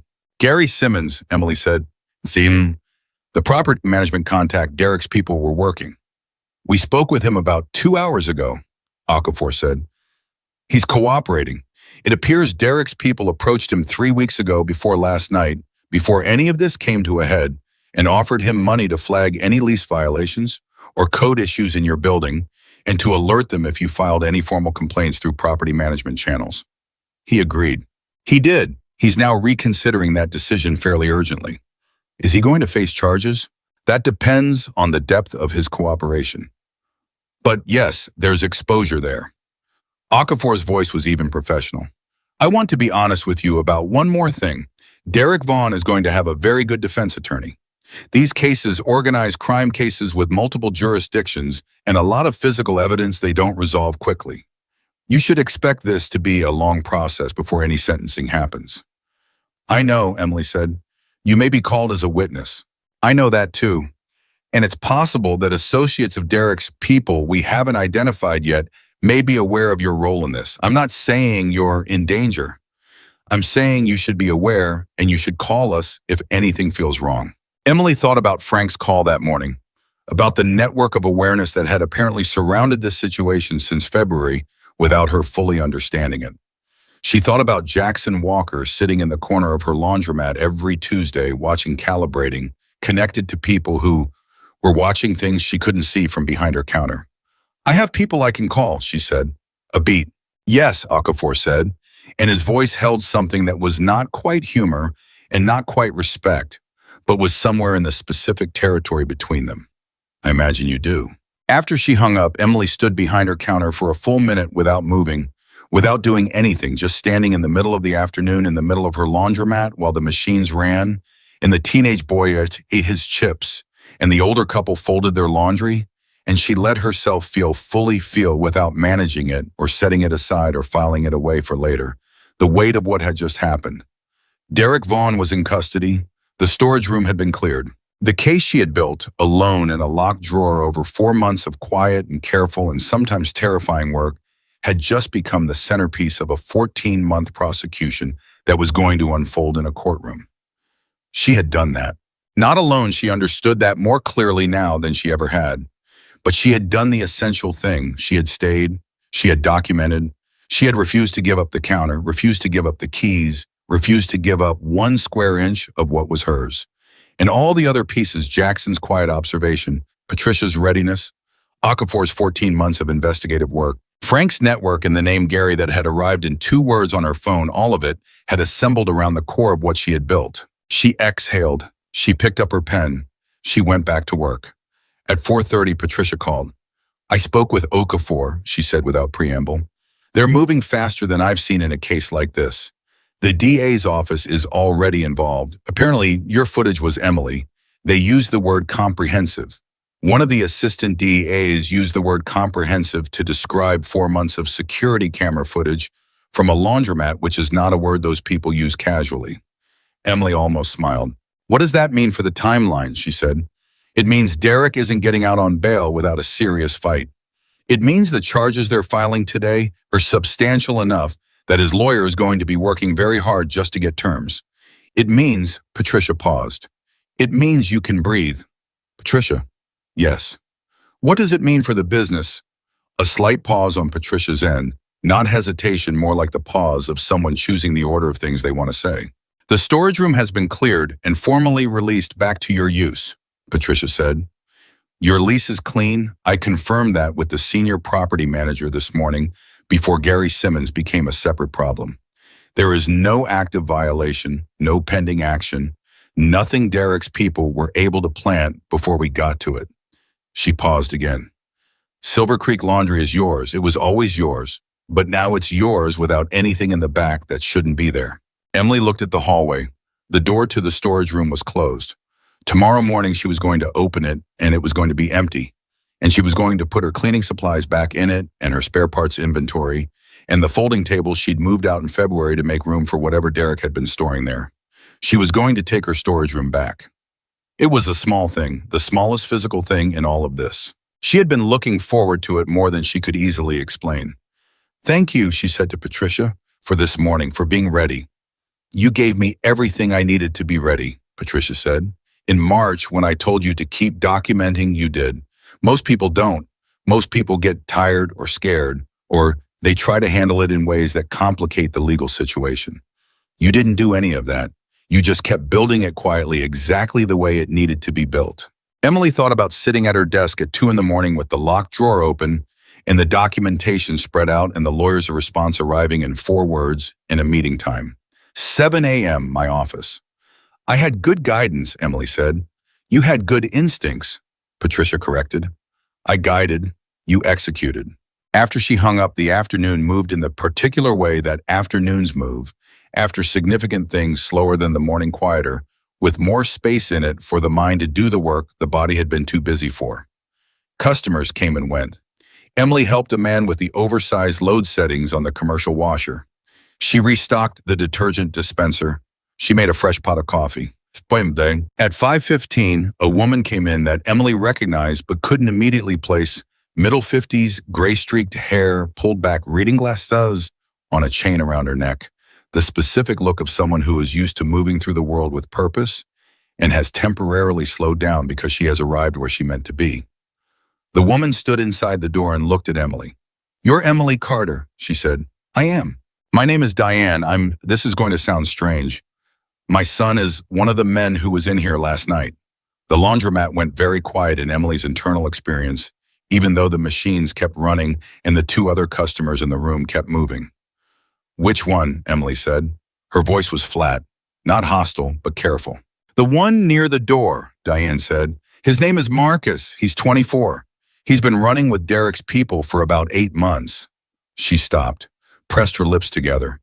"I've been trying to get him out of it for 6 of those 8 months. I didn't know how deep it had gotten until last night happened, and Marcus called me at midnight and I could hear how scared he was, and I realized—" She stopped again. "I realized it had gotten a lot further than I thought." Emily looked at her. "Why are you here?" Emily said. "Because Marcus told me what happened. He told me about the woman who stood behind the counter and didn't give an inch and kept her reading glasses on while Derek stood there trying to intimidate her." Diane looked at Emily with an expression that was layered and complicated. "He said he'd never seen anyone do that. He said it was the first time he thought maybe the people he was working for weren't the most powerful people in the room." Emily set her pen down. "Is Marcus talking to the police?" she said. Diane nodded. "His lawyer brought him in this afternoon. He's cooperating. He was a lookout, he wasn't involved in the distribution side. He ran messages, kept watch. His lawyer thinks cooperation will keep him out of serious charges." "That's between Marcus and the DA," Emily said carefully. "I know." Diane looked down for a moment, then up. "I came to apologize on behalf of Marcus, who wanted to come himself, but his lawyer advised against it until things are more settled. And on my own behalf, because he's my son, and what he did to you and to this place." She shook her head. Emily studied her. She thought about what Jackson had said months ago. Sometimes they just need someone to know they're not alone. She thought about Rosa wiping her eyes impatiently at the counter that morning. She thought about Maria's voice through the locked door, the pause in the middle, the message inside the message. She thought about all the different ways people had been watching this situation, connected to it, affected by it in ways that had been invisible to her until they stopped being invisible. "Tell Marcus," Emily said finally, "that what he does now matters more than what he did then. That's true for most people, most of the time." She paused. "And tell him to stay out of other people's businesses." Diane made a sound that was somewhere between a laugh and something that wasn't. "I will," she said. "Thank you." She left. Emily picked her pen back up. The teenage boy near Machine 4 looked at her with frank curiosity. "What was that about?" he said. "Business," Emily said. "Looked heavy?" "It was," Emily said. "It's lighter now." At 6 o'clock, the evening crowd started coming in. This was the shift Emily had always loved best after the morning regulars. In the quiet afternoon, the evening brought the workers, the young families, the people who had been doing other things all day and had saved their laundry for the end of it. The floor filled with the sound of people talking, the percussion of coins and slots, the rhythm of the place doing exactly what it had been built to do. Emily moved through it the way she had moved through it for 12 years, helping with detergent, troubleshooting a dryer that was taking too long, making change from the register, remembering names, asking after children, doing the small daily work of making a place feel like it belonged to the people who used it. At 6:45, a man she didn't recognize came in and asked for Emily Carter. "That's me," she said. He was 30, professionally dressed, carrying a leather portfolio that looked out of place in a laundromat. "I'm a reporter," he said. "Local paper. I heard there was an incident here last night connected to an arrest made this afternoon. I'd like to ask you a few questions if you have a minute." Emily looked at him. She thought about Okafor's warning associates. She didn't know people in the network who were going to find out about her role. She thought about Patricia. She thought about what it meant to have this story become public and what that meant for her business and her safety in the prosecution that was just getting underway. "Not tonight," she said. "Miss Carter, this is a significant story." "I'm sure it is," she said. "Call my lawyer. Her name is Patricia Hale." She wrote the number on a receipt slip and pushed it across the counter. "She'll tell you what I can say and when." The reporter looked at the receipt slip. The arrest this afternoon, you were the one who provided the evidence. Call my lawyer, Emily said. He left. Emily picked up her phone and texted Patricia. Reporter came by. Sent him to you. Patricia responded in under a minute. Good call. I'll handle it. Don't talk to anyone in the press until we've discussed. Then 3 seconds later, you're going to be in the paper, Emily. You should know that. What you did is going to be a story. Emily looked at the text. She put her phone in her pocket. She helped the next person in line. At 7:30, the door opened and a man came in who was not carrying a laundry. He was 40 heavyset with a beard that was trying to be neat and not quite succeeding, and he looked around the laundromat like someone mapping an unfamiliar territory. He spotted Emily behind the counter and walked toward her with the purposeful, slightly awkward gait of someone who has decided to do something they have been putting off. I need to talk to the owner, he said. That's me, Emily said. He put his hands on the counter. My name's Pete. I own the diner 4 blocks up the 24-hour place on Garfield. Emily waited. I heard about what happened last night, Pete said. And then I heard about the arrest this afternoon, and I've been sitting in my diner all day trying to figure out if I should come here and talk to you, and I kept deciding no. And then I kept coming back to yes, and He stopped. Derek's people came to me in November, 7 months ago, made me the same kind of pitch they apparently made you. Emily's hands went still on the counter. What did you do? She said. Pete's jaw tightened. I said yes, he said. They're not using my storage. They wanted the diner for late-night meetings. Certain people coming in after close using the back room for conversations I wasn't supposed to hear. I looked the other way. They paid me a flat monthly. I told myself it was just meetings, just conversations, no product moving through my place. He looked at Emily. I've been telling myself that for 7 months. The laundromat was busy around them. People moving machines running the evening's ordinary chaos. Nobody was paying attention to the conversation at the counter. Why are you telling me this? Emily said. Because they arrested Derek today, Pete said. And I don't know how much they know about my place. And I've been sitting in that diner all day, being scared, and then I thought. He stopped again. I thought about what you did, about the fact that you didn't say yes. And I thought about 7 months of saying yes, and he looked at her with an expression that was complicated with shame and something that was trying to be braver than shame. I want to talk to whoever you talk to, he said, the detective. If I cooperate, if I tell them what I know about what happened in my back room, does that help me? Does that matter? Emily looked at him for a long moment. She thought about all the people this had touched that she hadn't seen from behind her counter. Derek's network was not just her storage room. It was Pete's diner. It was the building that Gary Simmons worked in. It was the distribution network across 3 counties that Okafor had been building a case against for 14 months. It was Marcus, 24 years old, calling his mother at midnight because he was scared. It was a whole ecosystem she had been seeing only one corner of. She pulled out her phone. She pulled up Okafor's number. She turned the phone around and pushed it across the counter to Pete. Call him, she said. Tell him what you told me.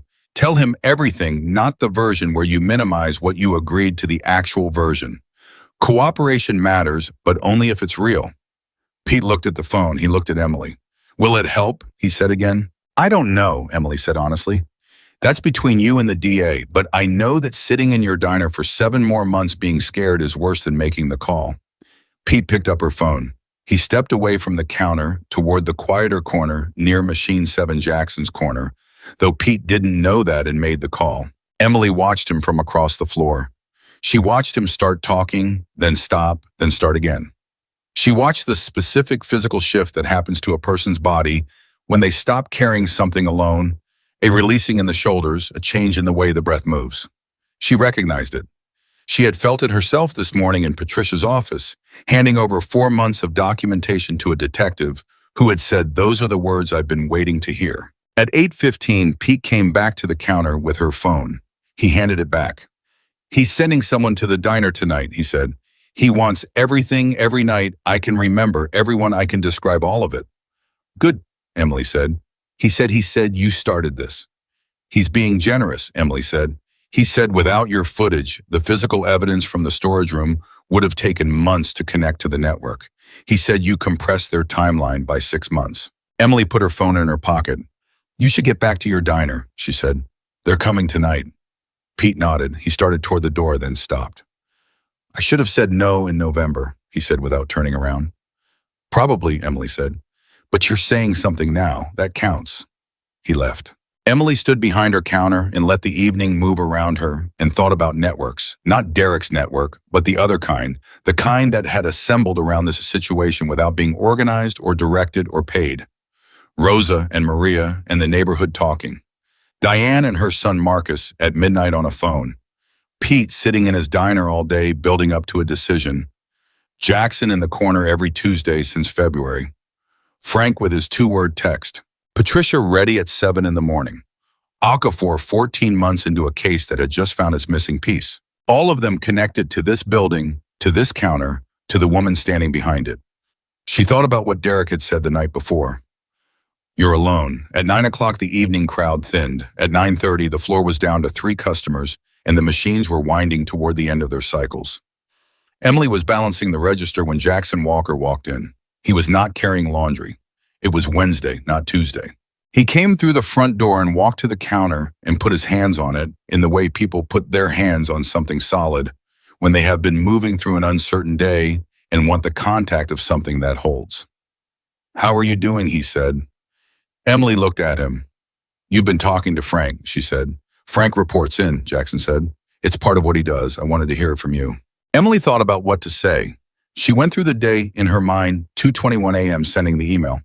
Okafor at 6:15, Patricia's office at 7, the warrant by noon, the arrest at 3:07, Pete in the corner with her phone, Diane at the door with her complicated eyes, the reporter she'd sent away the text from Patricia saying you're going to be in the paper. She thought about February, Jackson watching since February, Frank with the name Gary and the 2 words, the 4-second phone call and 30 motorcycles. Frank told me you've been watching this since February, she said. Jackson said nothing. You didn't tell me. No. Why not? He was quiet for a moment, not avoiding the question, working his way toward the honest answer rather than the easy one. Because you were handling it, he said. You were doing everything right. You were building something that needed to be built without outside interference. And if I told you I was keeping an eye on things, you might have adjusted how you moved. Waited for me to weigh in before making a decision. Look to me instead of to yourself. He shook his head slightly. That would have been the wrong outcome. What you built the documentation, the 4 months, the way you handled last night that needed to be yours, completely yours. Emily looked at him. That's why you didn't tell me, she said slowly. You were capable, Jackson said. You just needed someone nearby in case capable wasn't quite enough. She stood with that for a moment, the specific feeling of being understood at a level that required someone to have been watching carefully for a long time. What if I'd needed you sooner, she said. Then I would have been there sooner, Jackson said simply. But you didn't. She looked down at the counter. He targeted the building before he ever walked in, she said. Okafor told me. He watched this place, identified it as a target, and then showed up with 1 bag of laundry like a customer. I know, Jackson said. You knew that in February? I suspected it in February, knew it by March. Emily processed this. And you, she stopped. Frank talked to Okafor's liaison before last night. Frank has conversations with various people, Jackson said carefully. He's good at it. Were you building your own case? Emily said. Parallel to mine? Jackson looked at her steadily. I was making sure that what you were building didn't exist in isolation, he said. That's different. Your documentation is yours. Your evidence is yours. The work is yours. I just made sure there were people who would recognize its value when the time came. He paused. Okafor had 14 months of investigation, and he was missing the local nexus. You had 4 months of documentation, and you were a single woman fighting a legal system that wasn't moving fast enough. Those 2 things needed to find each other. Frank helped them find each other. Emily looked at him for a long time. You could have told me, she said. I could have, he agreed, but you didn't because you were afraid I'd rely on it. I was afraid you'd feel less alone, Jackson said. Which sounds unkind. It isn't meant to be.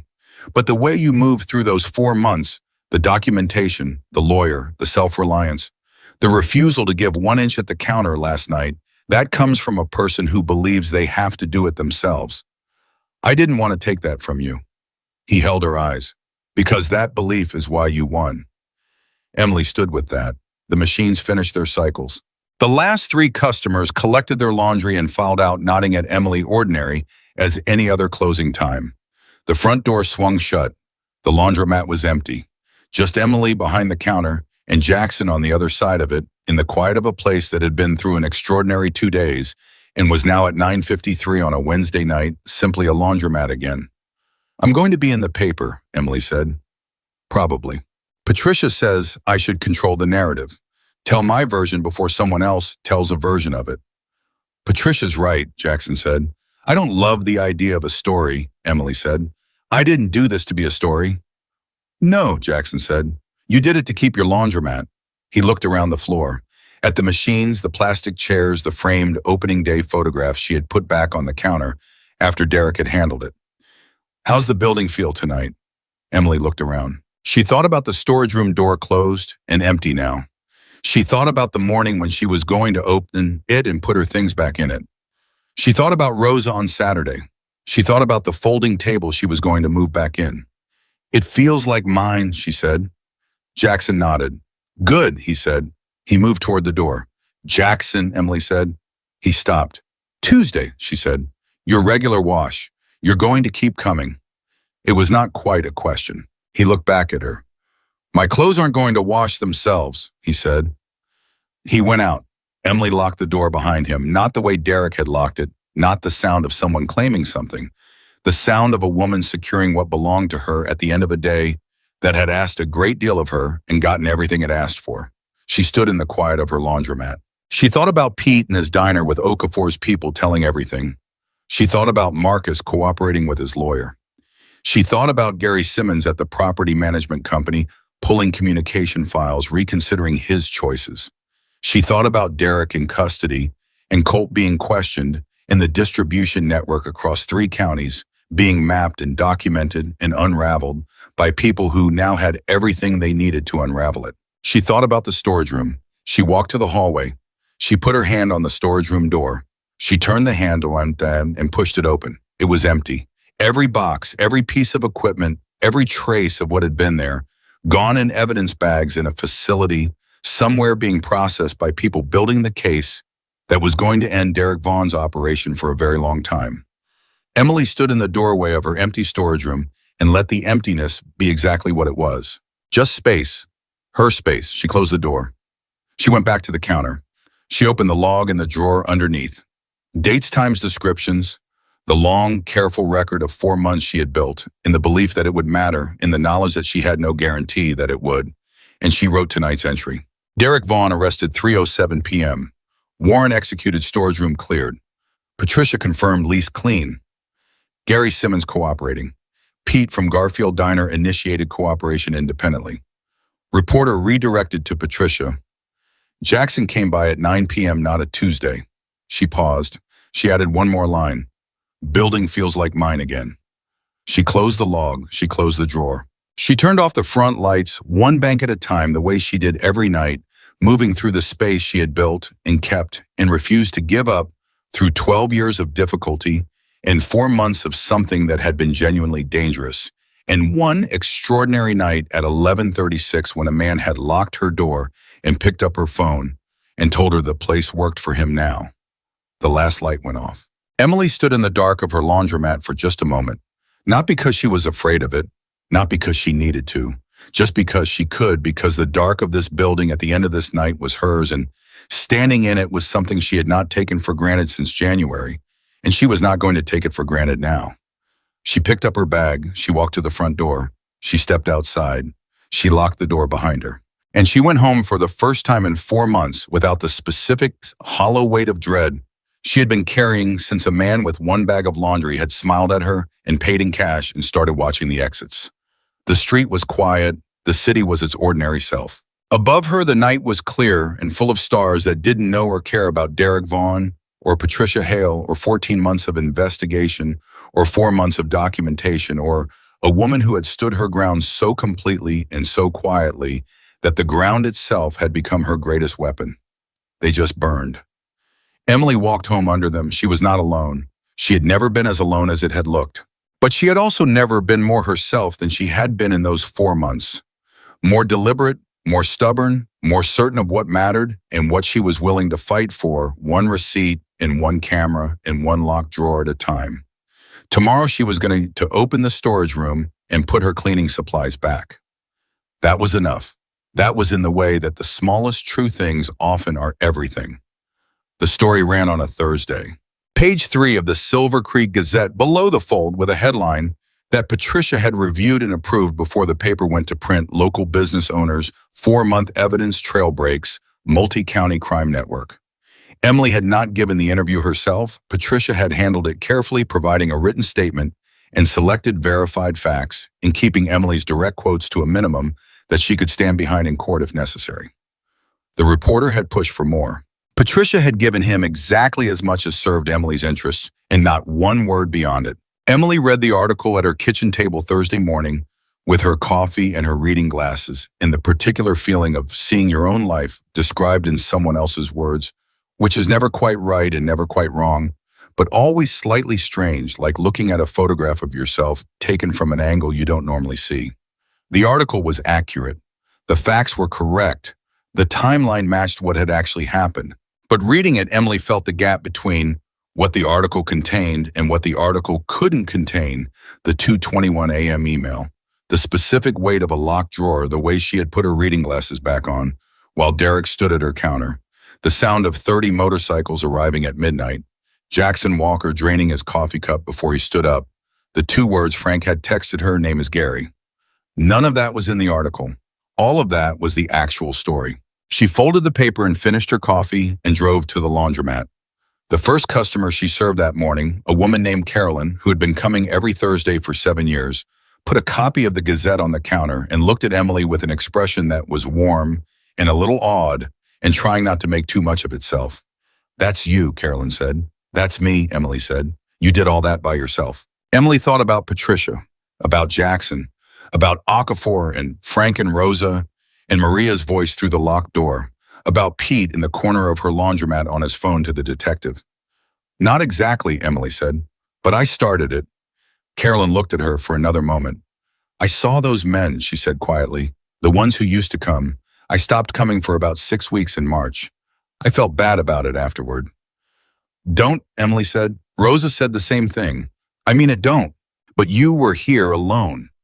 I know, Emily said, and I handled it. That's the part that matters. Carolyn picked up her laundry bag and moved toward machine 6, her usual machine, and Emily watched her go with the specific feeling of a place returning to its own rhythms, its own familiar orbits. The patterns that a healthy business develops over years, when the people who use it feel safe enough to have habits. By 10 o'clock, 4 more people had mentioned the article. By noon, the floor was busier than it had been on any Wednesday in the past 5 months. At 12:30, a man Emily didn't recognize came in carrying 2 large duffel bags of laundry and asked if the big commercial washers on the left side were available, and spent the next hour and 45 minutes doing his laundry without incident and paid for his machines with a credit card and thanked Emily on the way out. Completely ordinary. The kind of transaction that had happened 10,000 times in 12 years and that Emily had stopped noticing. She noticed it now. She noticed it because it had been a long time since a stranger walking in with large bags had felt like an ordinary transaction, and noticing that it felt ordinary again was itself a kind of marker, a before and after, a line between the version of this place that had existed for 4 months and the version that was slowly, imperfectly, genuinely returning. At 1:15, her phone rang with a number she recognized as the DA's office. She stepped to the back counter. Ms. Carter, this is Assistant District Attorney Keisha Broward. I've been assigned to the Vaughn case. I wanted to introduce myself and give you a brief update on where things stand. Thank you for calling, Emily said. Derek Vaughn appeared in court this morning for his arraignment. He was denied bail based on the scope of the charges and the evidence presented. He will remain in custody pending trial. A pause. Colt Mercer, the man you knew as Derek's strategist, has been charged separately. He's currently in discussions with our office about a cooperation agreement, which, if accepted, would significantly accelerate our ability to prosecute the network charges. Is the cooperation genuine? Emily said. That remains to be assessed, Broward said. But the physical evidence is strong enough that his cooperation, while useful, is not essential. Your footage and documentation form the backbone of the case against Vaughn directly. Emily leaned against the back counter. I want to ask you something, she said. Honestly. Go ahead. How long will this take, trial sentencing, the whole thing? Brotherhood was quiet for a moment, the honest pause of someone who was not going to give a comfortable answer when an accurate one was available. Cases of this scope typically take 18 months to 2 years to reach trial, she said, possibly longer if there are significant pretrial motions, which there will be. Derek Vaughn will have capable defense counsel, and they will use every available legal mechanism. So 2 years, Emily said. Potentially, but he is in custody for that 2 years. He's not in your storage room. He's not walking into your laundromat. Whatever happens in court, the immediate threat to your business has been removed. Emily thought about that word immediately, the way it contained everything it didn't say about what was not immediate. What about the network, she said, the distribution operation across the 3 counties? If Derek is in custody, but the network exists, the arrests you've been re-outing about over the past 48 hours are part of that, Broward said. 17 arrests across the county in the last 2 days connected to the evidence chain your documentation initiated. The network isn't gone. These things never disappear overnight, but its operational infrastructure has been significantly disrupted. 17, Emily said. Your 4 months of footage identified 11 individuals we hadn't been able to connect to specific locations, Broward said. 11 out of 14 months of investigation. Emily stood with that number. 11 people. Faces on her security camera moving through her hallway, going in and out of a storage room in the back of her laundromat, that a 14-month investigation hadn't been able to connect to specific locations until she handed over 4 months of footage from cameras that Derek had studied carefully and believed he understood. He had studied the cameras. He had not understood them. One more question, Emily said. Of course. Gary Simmons, the property management contact. Cooperating fully, Broward said. He provided communications records documenting 3 months of contact with the individuals connected to Vaughn's operation. He's facing a misdemeanor charge of accessory, which with full cooperation may be reduced to a civil penalty. A brief pause. He asked through his lawyer that I convey his apology to you. I'm conveying it. I'll leave it to you what to do with it. Emily thought about Gary Simmons, a man she had never met who worked in a building she dealt with by phone and email, who had been approached 3 weeks ago by Derek's people and had said yes to something he didn't fully understand the shape of, and who had spent 3 months looking for violations in her lease that didn't exist, and who was now cooperating with a prosecutor and thinking about a misdemeanor charge and asking a lawyer to pass along an apology to the woman he'd been trying to help push out of her building. She thought about Diane and Marcus, about Pete and his 7 months and his shoulders releasing in the corner of her laundromat. She thought about how many people Derek Vaughn's operation had touched and bent and pulled into its orbit, people who had said yes for different reasons: fear, money, short-sightedness, the particular human failure of underestimating how far a small yes could go, and who were now dealing with the weight of those yeses. Tell Mr. Simmons' lawyer, Emily said carefully, that I accept the apology and that I hope he does right the rest of the way. I'll pass that along, Broward said. After she hung up, Emily stood at the back counter for a moment and let herself feel the size of what she just heard. 17 arrests, 11 identifications from her footage, Colt in cooperation discussions, Derek in custody without bail, Gary apologizing through a lawyer. The machine she had set in motion in January, not by doing anything dramatic, by doing it exactly the right, quiet, careful, boring thing day after day, receipt after receipt, camera frame after camera frame, that machine was still running. It was running in courtrooms and DA offices and cooperation agreements and police departments across 3 counties. It was going to keep running for 2 years, maybe longer. She had done that. She went back to her counter. At 3 o'clock, Rosa came in. Not on a Saturday, on a Thursday. She came in with her laundry bag and her familiar purposeful walk and put her bag down near Machine 9 and looked at Emily. I told you Saturday, she said. You did, Emily agreed. I couldn't wait, Rosa said simply. Is that ridiculous? No, Emily said. Rosa loaded Machine 9. She sat in the plastic chairs the way she had sat in them every Saturday for 9 years. She took out her phone and scrolled through something and then put it away and just sat the way she used to sit before the months when sitting in Silver Creek Laundry had felt complicated. At 3:30, Maria came in, not for a pickup, with laundry. She came in and looked at Emily with the expression of someone who has been carrying a small guilt for several weeks and has decided today is the day to set it down. I should have done more, Maria said. That night, when I knocked and you said come back in the morning, I knew something was wrong. I should have called someone. You called Rosa, Emily said. Rosa called 3 people. Word got around. Maria blinked. I, she stopped. That helped. It helped, Emily said. The neighborhood talking helped. It was part of the whole thing. Emily looked at her steadily. What you did, the way you responded when I told you to come back in the morning, the fact that you heard it and understood and didn't push that might have been the most useful thing anyone did that night. If you'd pushed, if you'd made noise at the door, Derek's people would have gotten more agitated. You read the situation exactly right. Maria stood there with the specific expression of a person who has been feeling bad about something and has just been told that the thing they felt bad about was actually correct. I just went home and worried, she said, and called Rosa, Emily said, and called Rosa. Maria agreed. She loaded her machine. She sat down next to Rosa.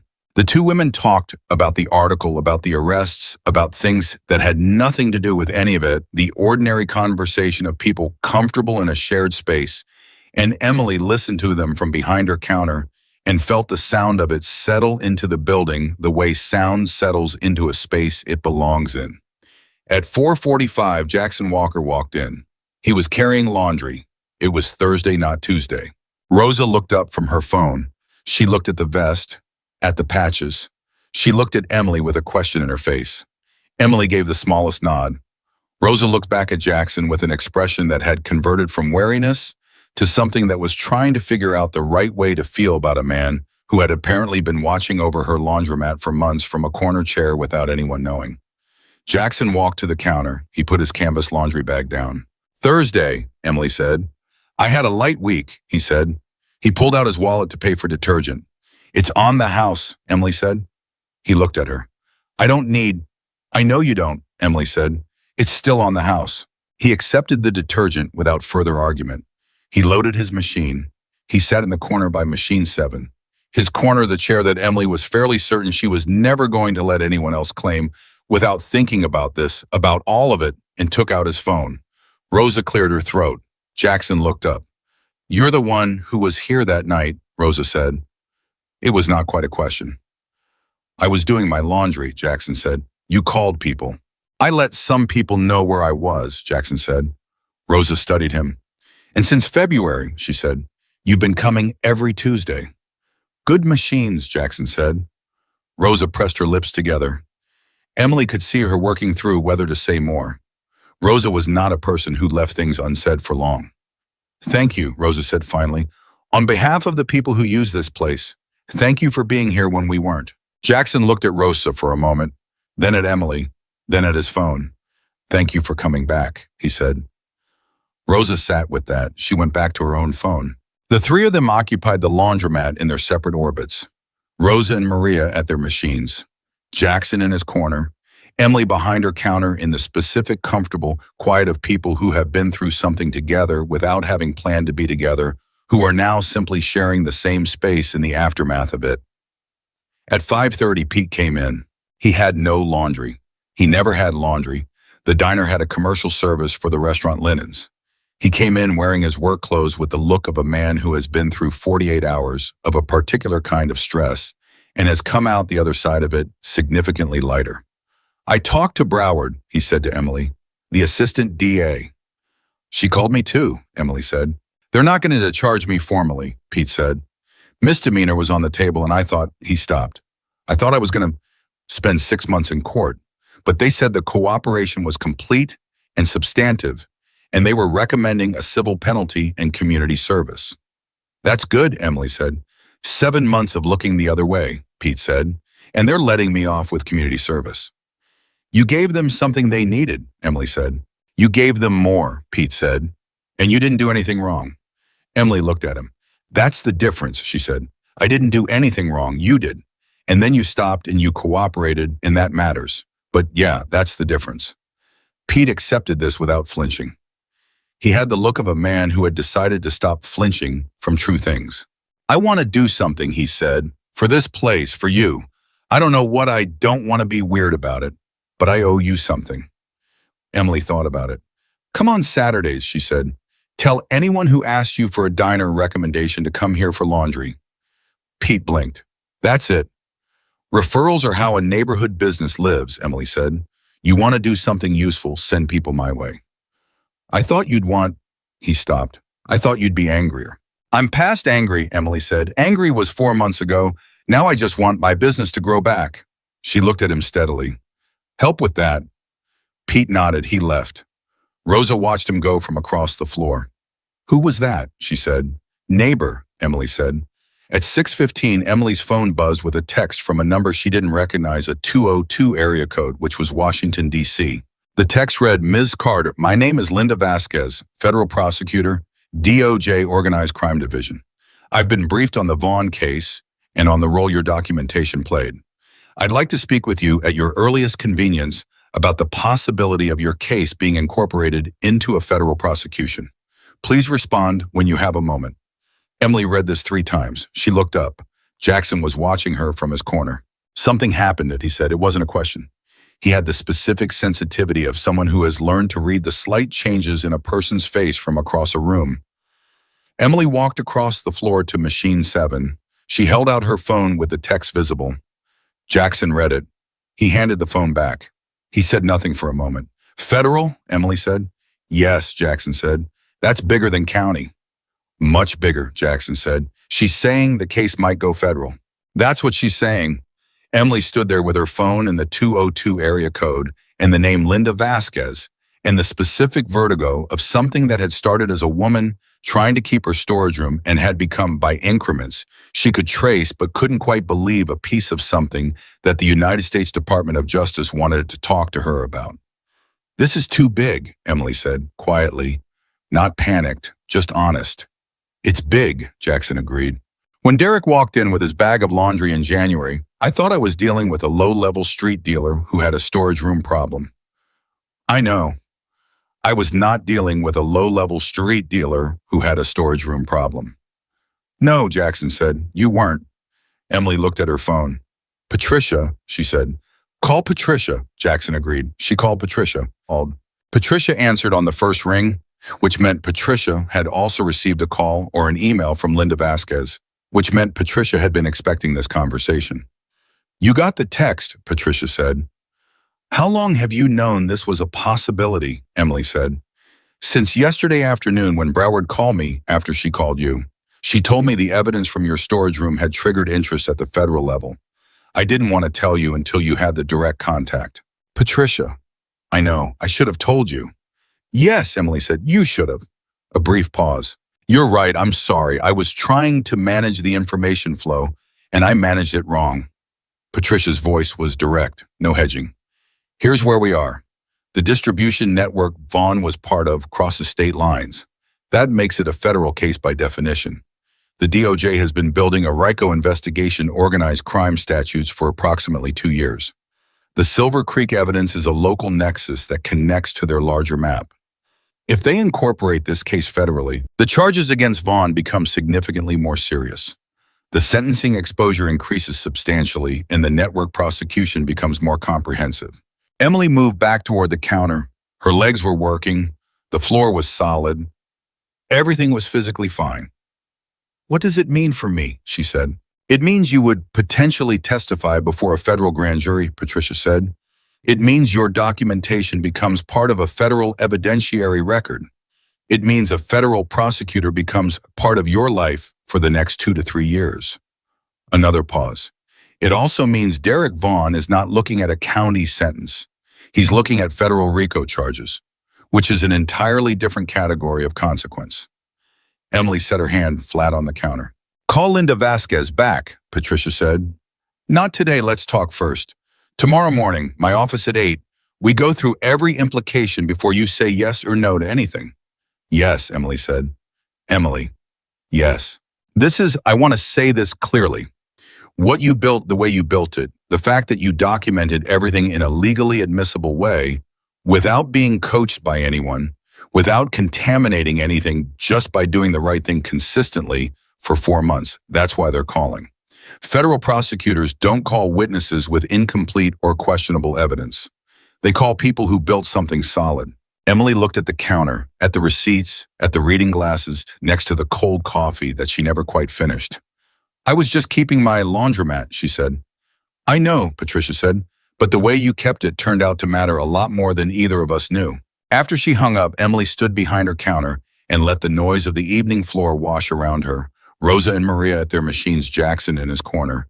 A new wave of evening customers coming in with their bags and their coins and their ordinary needs. And she thought about 2 years, 2 more years of this. Testimony, grand jury, federal proceedings. Derek Vaughn's defense team, which was going to be very capable and very aggressive, examining everything she had ever said and written and done. 2 more years of this story not being over. She had thought last night might have been close to the end. She had been wrong about the scale of this since January. She was apparently still wrong about the scale of it. But here was the thing she kept arriving at, the thing she could not argue herself out of. No matter how large the scale became, she had a laundromat. It was hers. It was running. The floor was full of customers on a Thursday evening. Rosa was in her regular chair. Jackson was in his corner. Pete had gone back to his diner to cooperate and make things right. Diane's son Marcus was talking to prosecutors and trying to find a way back from 8 months of wrong choices. Gary Simmons was pulling communications records and learning what an apology costs. All of it, the federal investigation, the county charges, the 17 arrests, the DA and the reporter, and the 202 area code, all of it was downstream of a woman who had decided in January that her storage room was not available for other people's purposes, and who had sat down that same night and started writing dates and times in a log she kept in a locked drawer. She was not the center of something large. She was the beginning of something that had been waiting for a beginning. At 8 o'clock, the evening floor was winding down.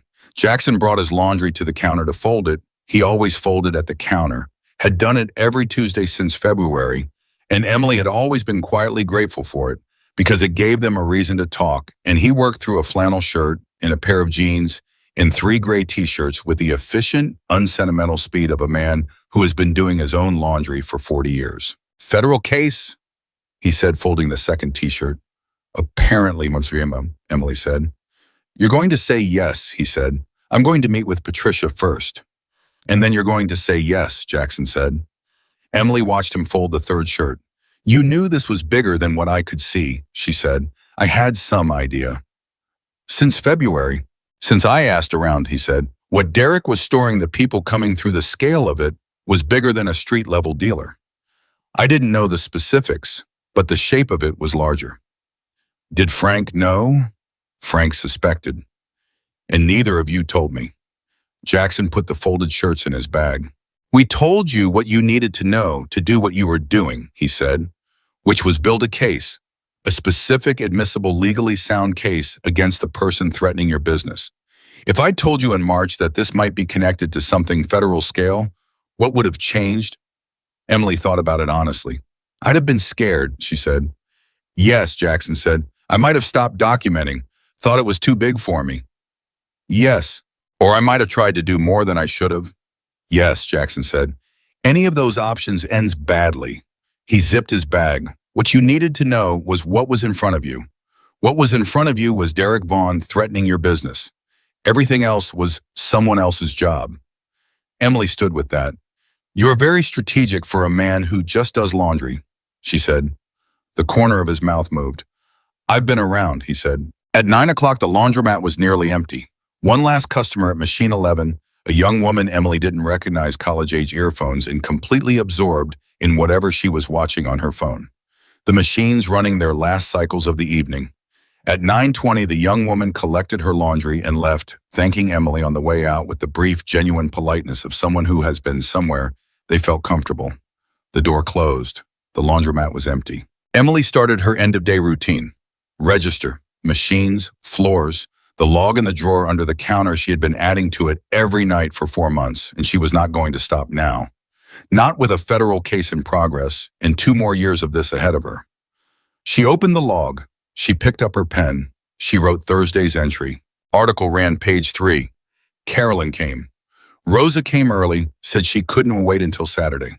Maria came. Jackson came Thursday, not Tuesday. Pete came to say thank you and tell me they're not charging him formally. D.A. Broward called 17 arrests, Colton cooperation discussions. Derek denied bail. Federal prosecutor Linda Vasquez texted 202 area code. Meeting with Patricia at 8 tomorrow. She paused. She thought about what to write next. She thought about 12 years. About the day she had bought a broken laundromat in a forgotten neighborhood and believed it deserved a second chance. About the receipt she'd been tallying on the night Derek walked in, the cold coffee, the reading glasses, the small, ordinary, ongoing business of keeping a place alive. She thought about the storage room door empty and closed. She thought about Rosa in her regular chair, and Jackson in his corner, and the young woman with the earphones who had thanked Emily on the way out with the brief, genuine politeness of someone who had been somewhere they felt comfortable. She thought about Linda Vasquez's text and what 2 more years of this looked like and whether she was ready for it. She wrote, "Talk to Patricia. She says the way I built the case is why they're calling clean admissible consistent. She said federal prosecutors don't call witnesses with incomplete evidence. They call people who built something solid." She stopped. She put the pen down. She looked at what she had written. She picked the pen back up. She wrote one more line. "I built it.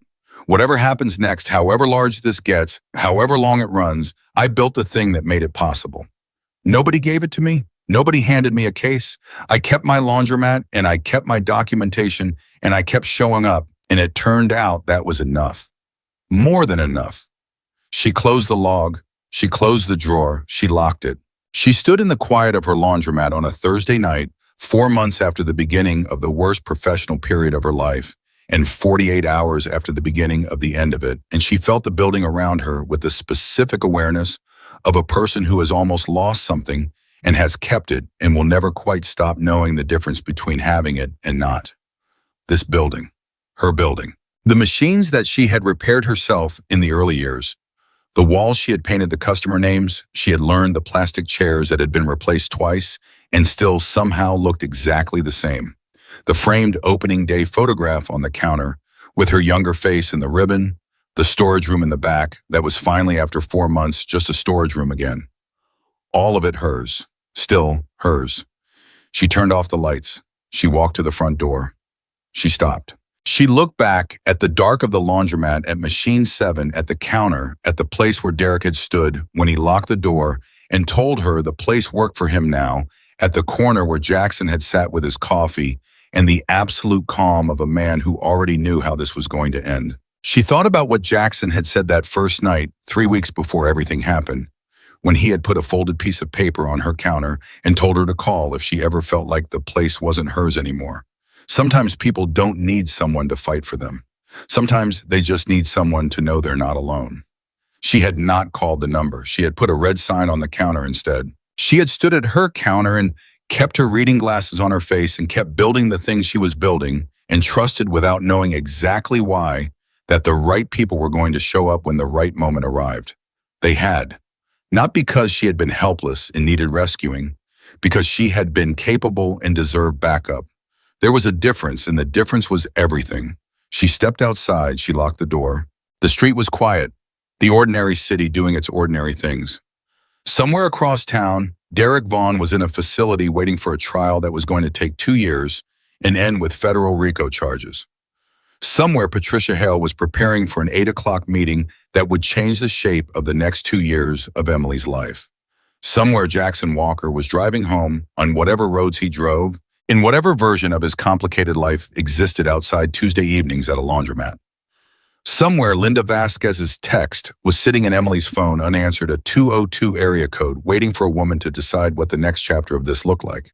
Emily stood on the sidewalk outside Silver Creek Laundry and breathed the night air and made no decisions and felt no urgency and let the quiet be quiet. Tomorrow she would meet Patricia. Tomorrow she would decide. Tomorrow the next 2 years would begin to take their shape.